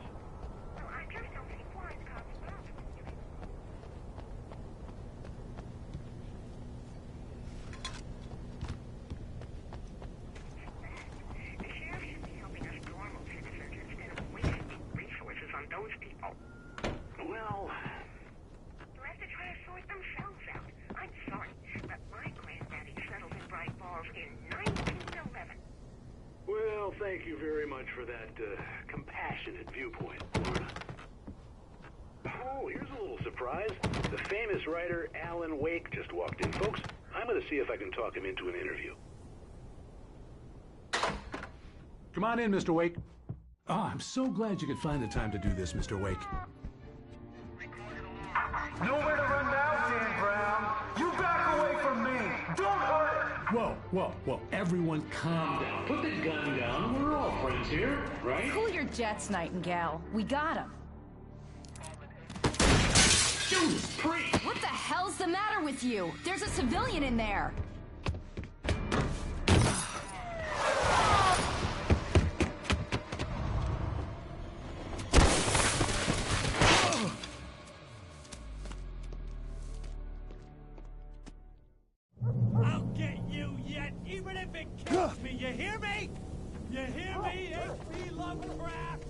I had fallen off so many cliffs it was ridiculous. That's what you get for naming a book The Sudden Stop. It was probably good I hadn't had the chance to tell Maine where I was going. I'd have to lose the cops and find my own way to the mine. Nightingale stared through the broken studio window into the dark woods. He turned around, started to walk out, but Maine grabbed his arm. "Young man, you almost shot me. You don't shoot off rounds at people like that. What's the matter with you?" Nightingale shook his arm free, marched out. His cheeks burned with rage and humiliation.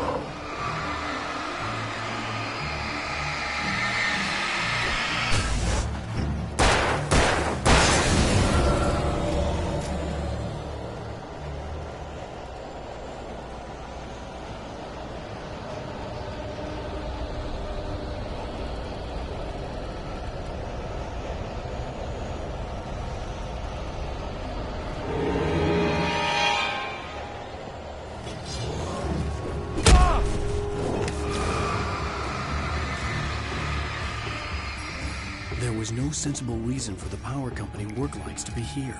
It was almost as if they'd been left for someone like me to use.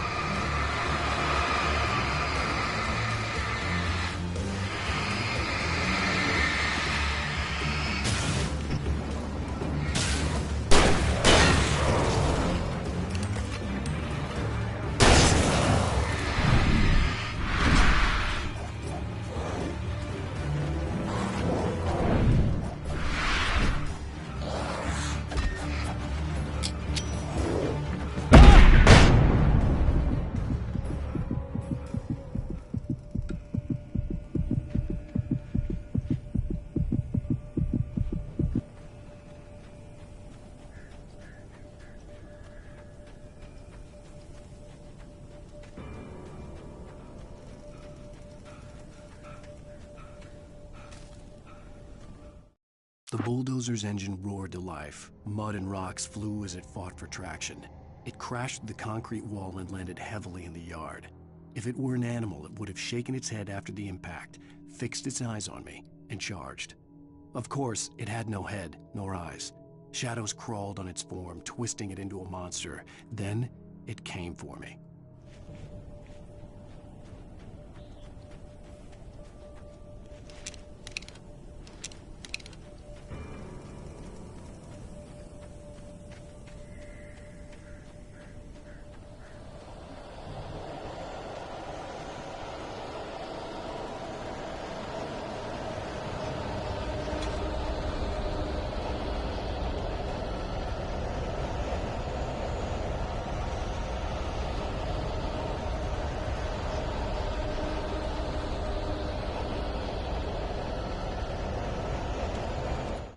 Sarah trusted her gut, and her gut said Agent Nightingale was an asshole.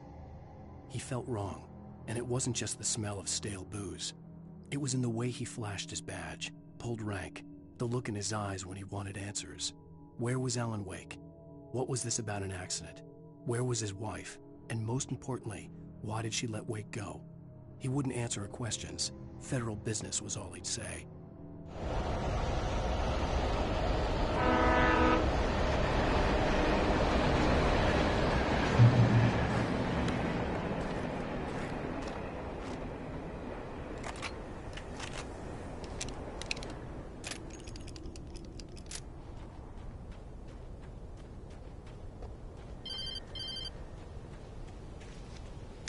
Hello?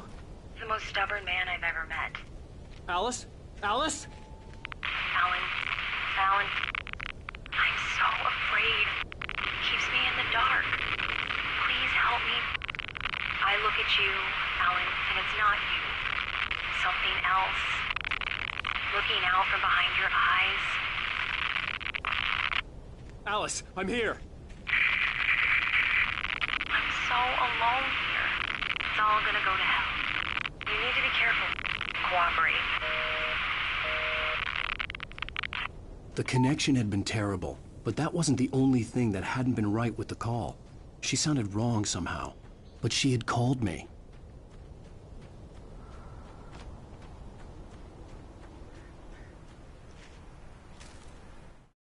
The pipe wrenched itself loose from the bridge's steel framework. Wrapped in darkness, it floated in midair, twitching. For a moment, I didn't understand what I was looking at. The heavy object lurched at me with impossible force.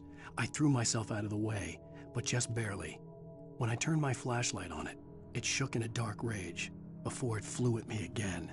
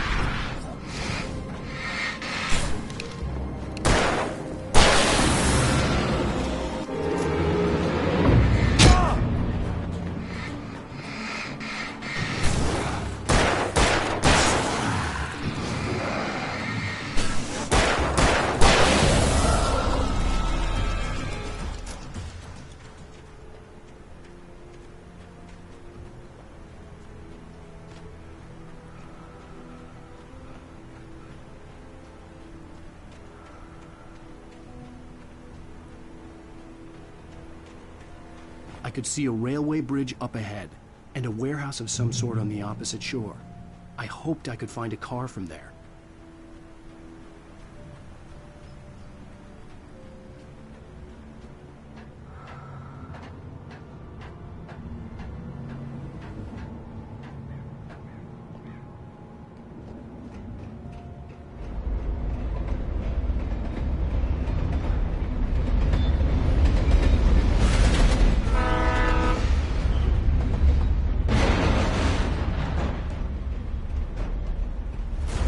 darkness that was pursuing me was growing stronger, and it was taking over everything in its path.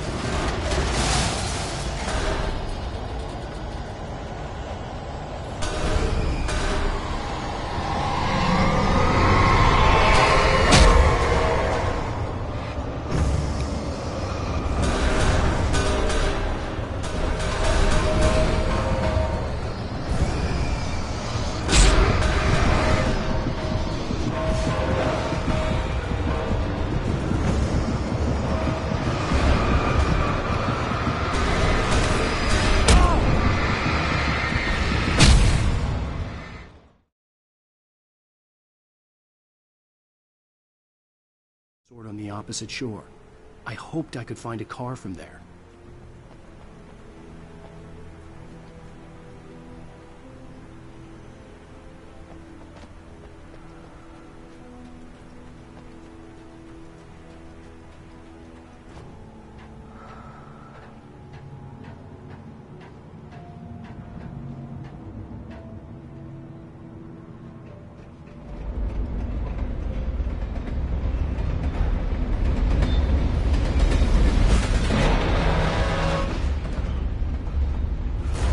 That was pursuing me was growing stronger, and it was taking over everything in its path.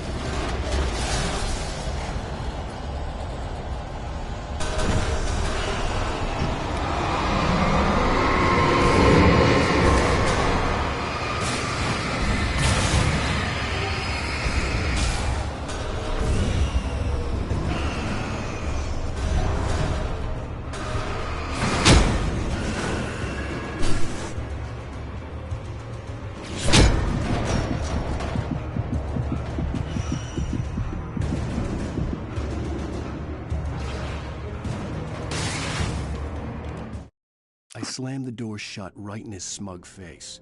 He pleaded for me to open the door. True to form, the asshole actually thought I would obey. I had no sympathy left, no guilt either, not for him. I took a moment to savor the scream. I bet I had a smile on my face. It was all that I had time for. The dark presence was inside the lodge with me. As a teenager, just starting to get interested in writing, Stephen King had been a source of inspiration to me. I thought about all the inanimate objects that had come to life in his books. No one is safe in a good horror story. Certainly not the protagonist. That's what makes them fun. This was anything but. The darkness could possess anything, and it was getting closer.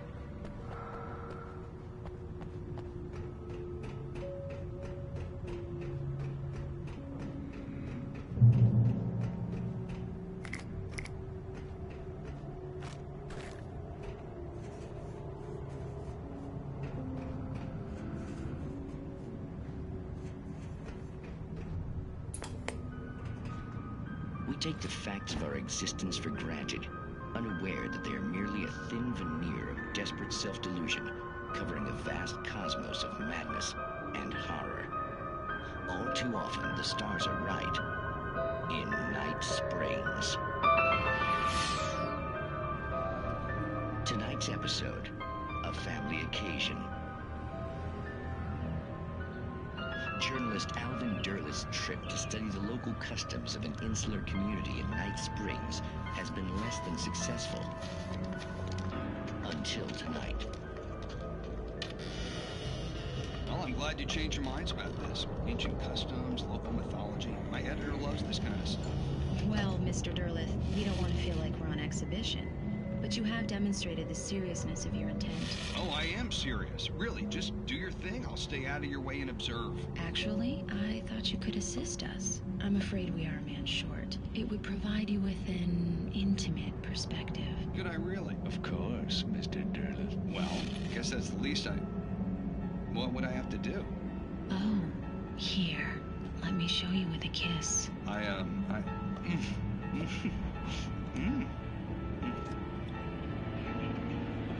What did you...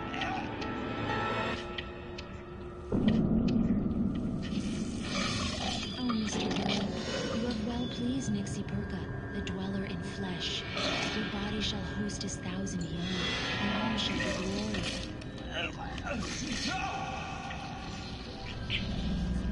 Shh, darling, be calm.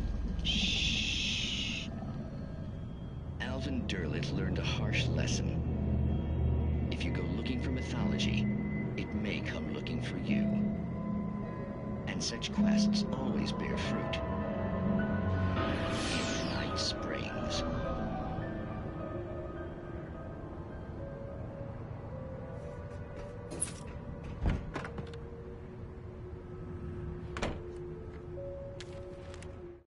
The darkness surged towards me, sucking everything loose from the ground into its depths, tugging at my clothes. I saw the flare the kidnapper had dropped and threw myself towards it just as I felt my feet leave the ground. The darkness embraced me with the force of a tornado. Somehow I managed to light the flare. The darkness roared and cast me away. I fell toward the dark waters of the lake far below.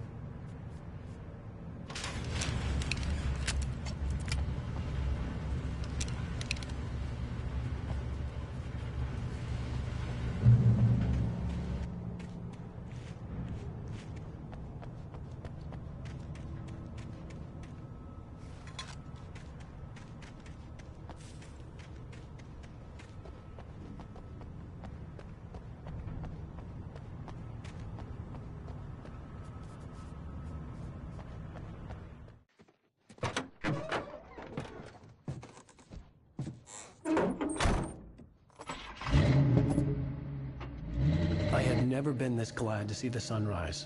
I had a couple of hours to get to the coal mine.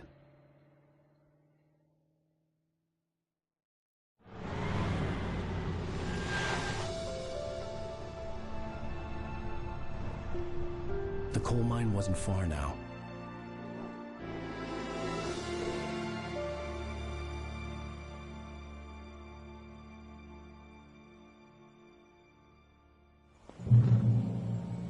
Today, I would meet the kidnapper, and he would give me Alice. I wouldn't give him any other choice. A drowning man will clutch at a straw.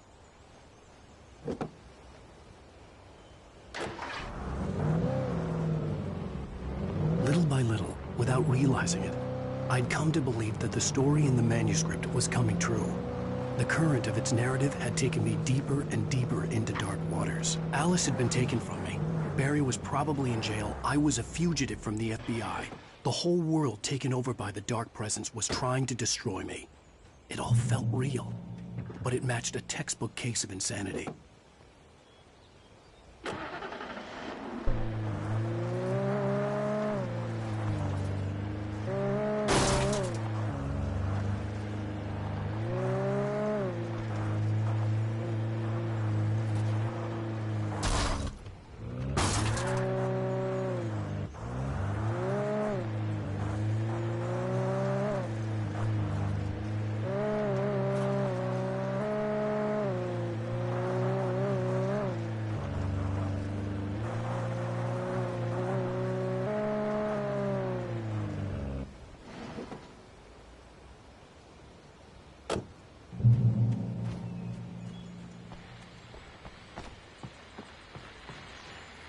This is Pat Main, and you're listening to KBF-FM. Folks, I want to apologize for kind of abandoning you to that looping music track last night, but I was detained. You see, I encountered a big-shot G-man with an itchy trigger finger who could use a lesson in manners and a boot in the ass. Not necessarily in that order, either. Now, folks, I know I'm not being very informative here, and I apologize for that.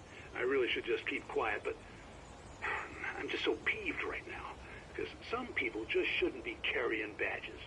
And I'm just glad that our Sheriff Breaker was there to straighten things out. And if someone I met last night is listening, let me just say, I'm sorry if my mouth got you in trouble. I'm pretty sure you're not the bad guy here. Godspeed, son. I hope you know what you're doing. Now, on a lighter note, I'll be talking to Dr. Nelson all morning. But first, a little music.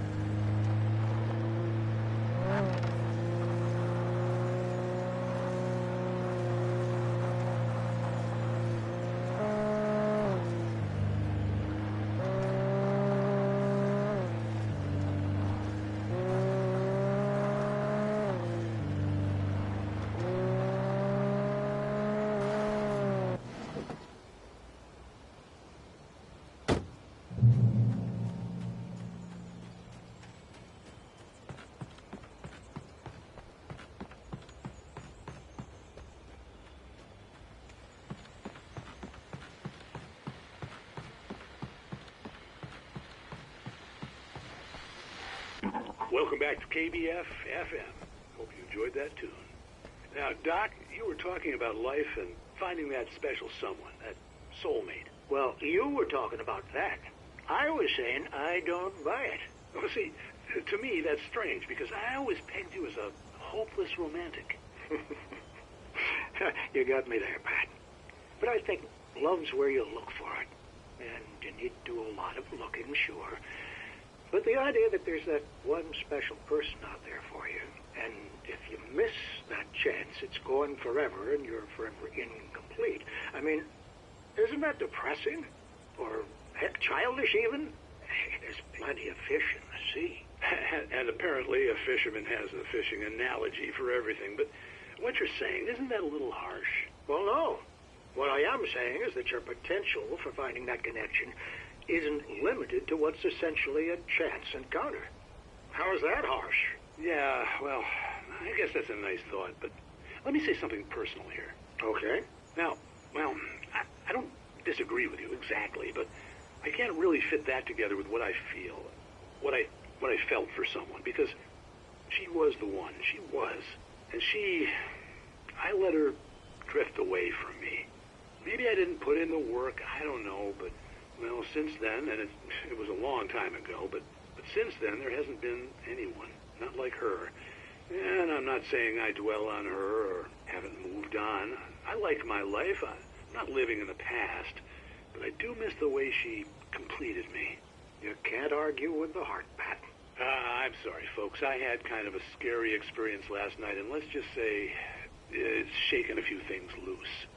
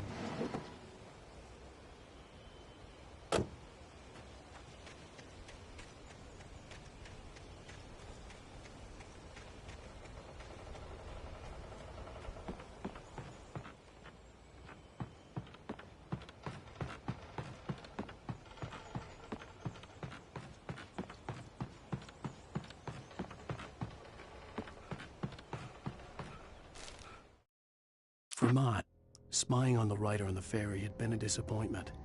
His boss had made Wake out to be something special, but Mott hadn't been impressed. He'd gotten a good long look at the wife, though, and he liked what he saw. Mott had fantasized about goading Wake into a fight, but it hadn't happened. Still, he'd get his chance to see if the writer had anything in him. He'd been promised as much.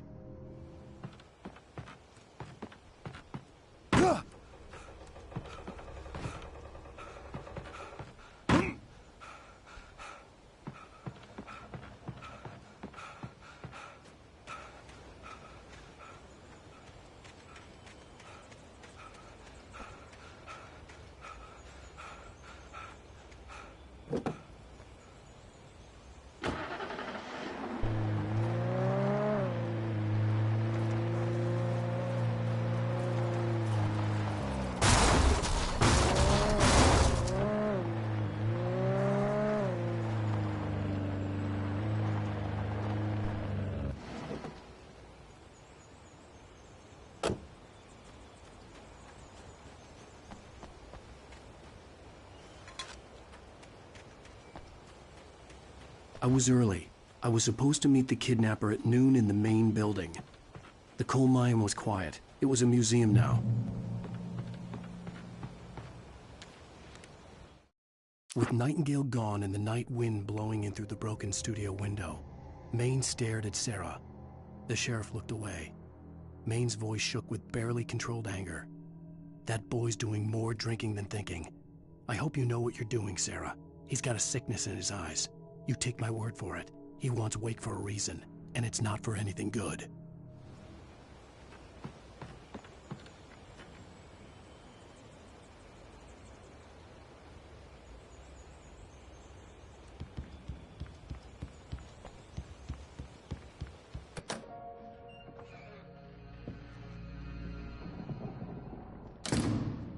I didn't want to go outside. Cops had to be looking for me.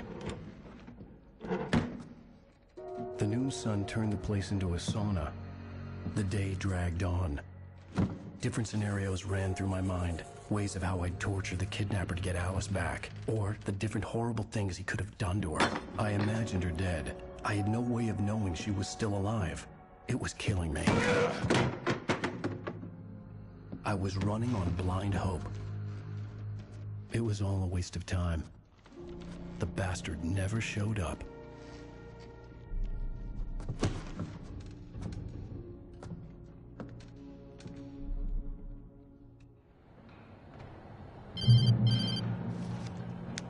Wake!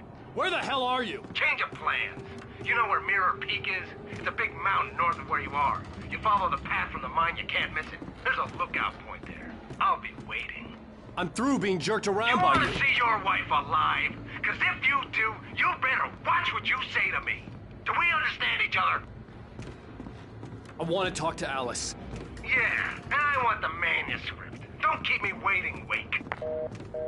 Hello? Hello! Ah! I'm gonna kill him! I had to get to Mirror Peak.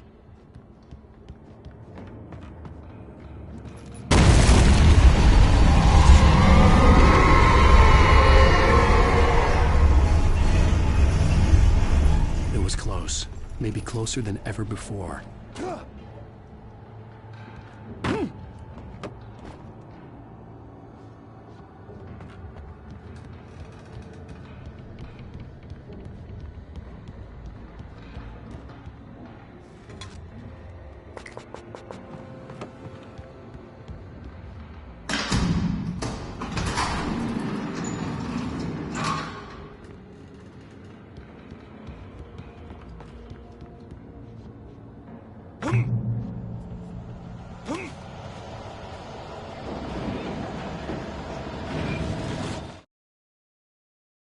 When Thomas Zane fell for Barbara Jagger, it happened fast. She was young, vibrant, and beautiful, full of life.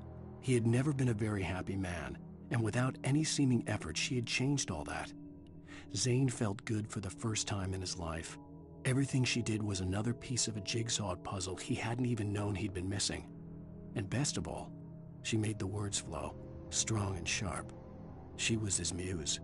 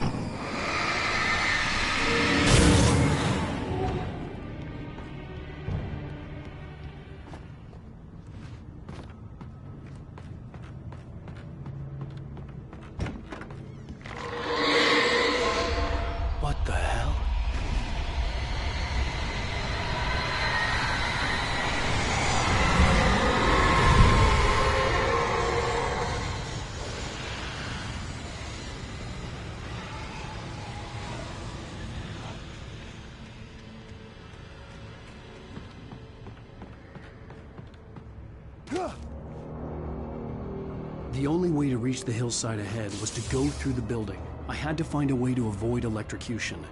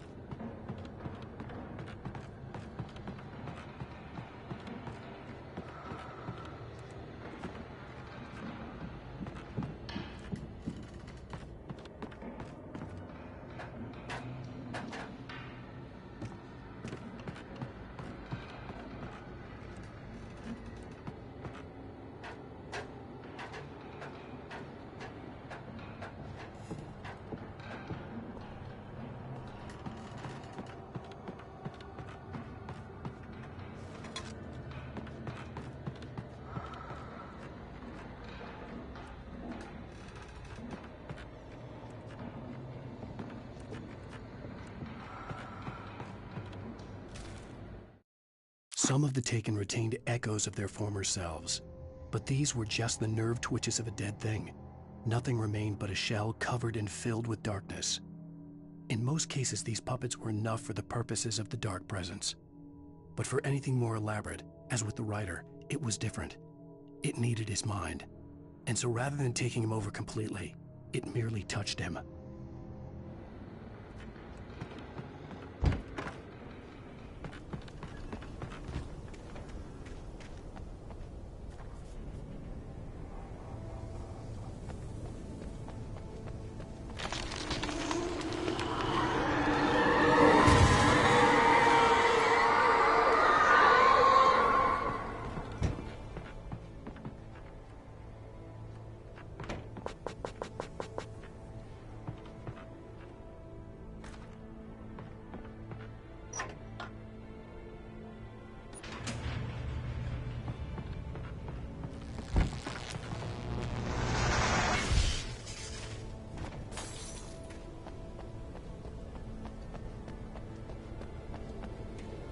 There was no way the flashbang grenades were standard power company equipment.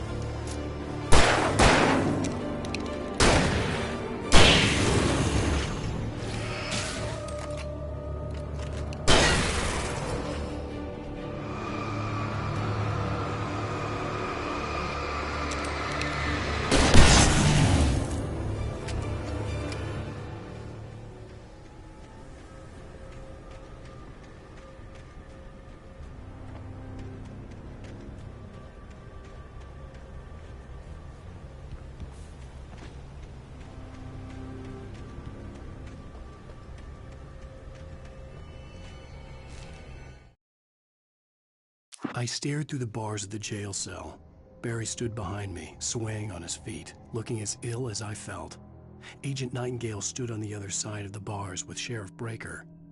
Nightingale had a stack of manuscript pages in his hand. He seemed unhinged as he gloated. "Well, I've got you now, Raymond Chandler. It's all here. All the evidence, including conspiracy to murder a federal agent."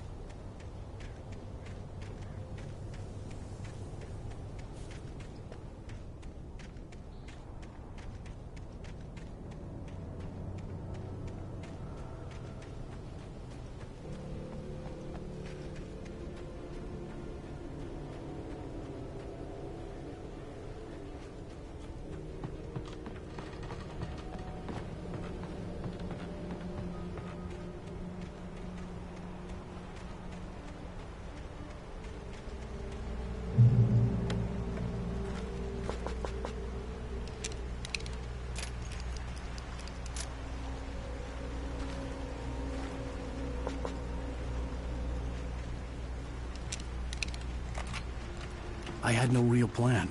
I was going to give the kidnapper all the manuscript pages I had for Alice. If that wasn't enough, I'd hold him at gunpoint and make him talk.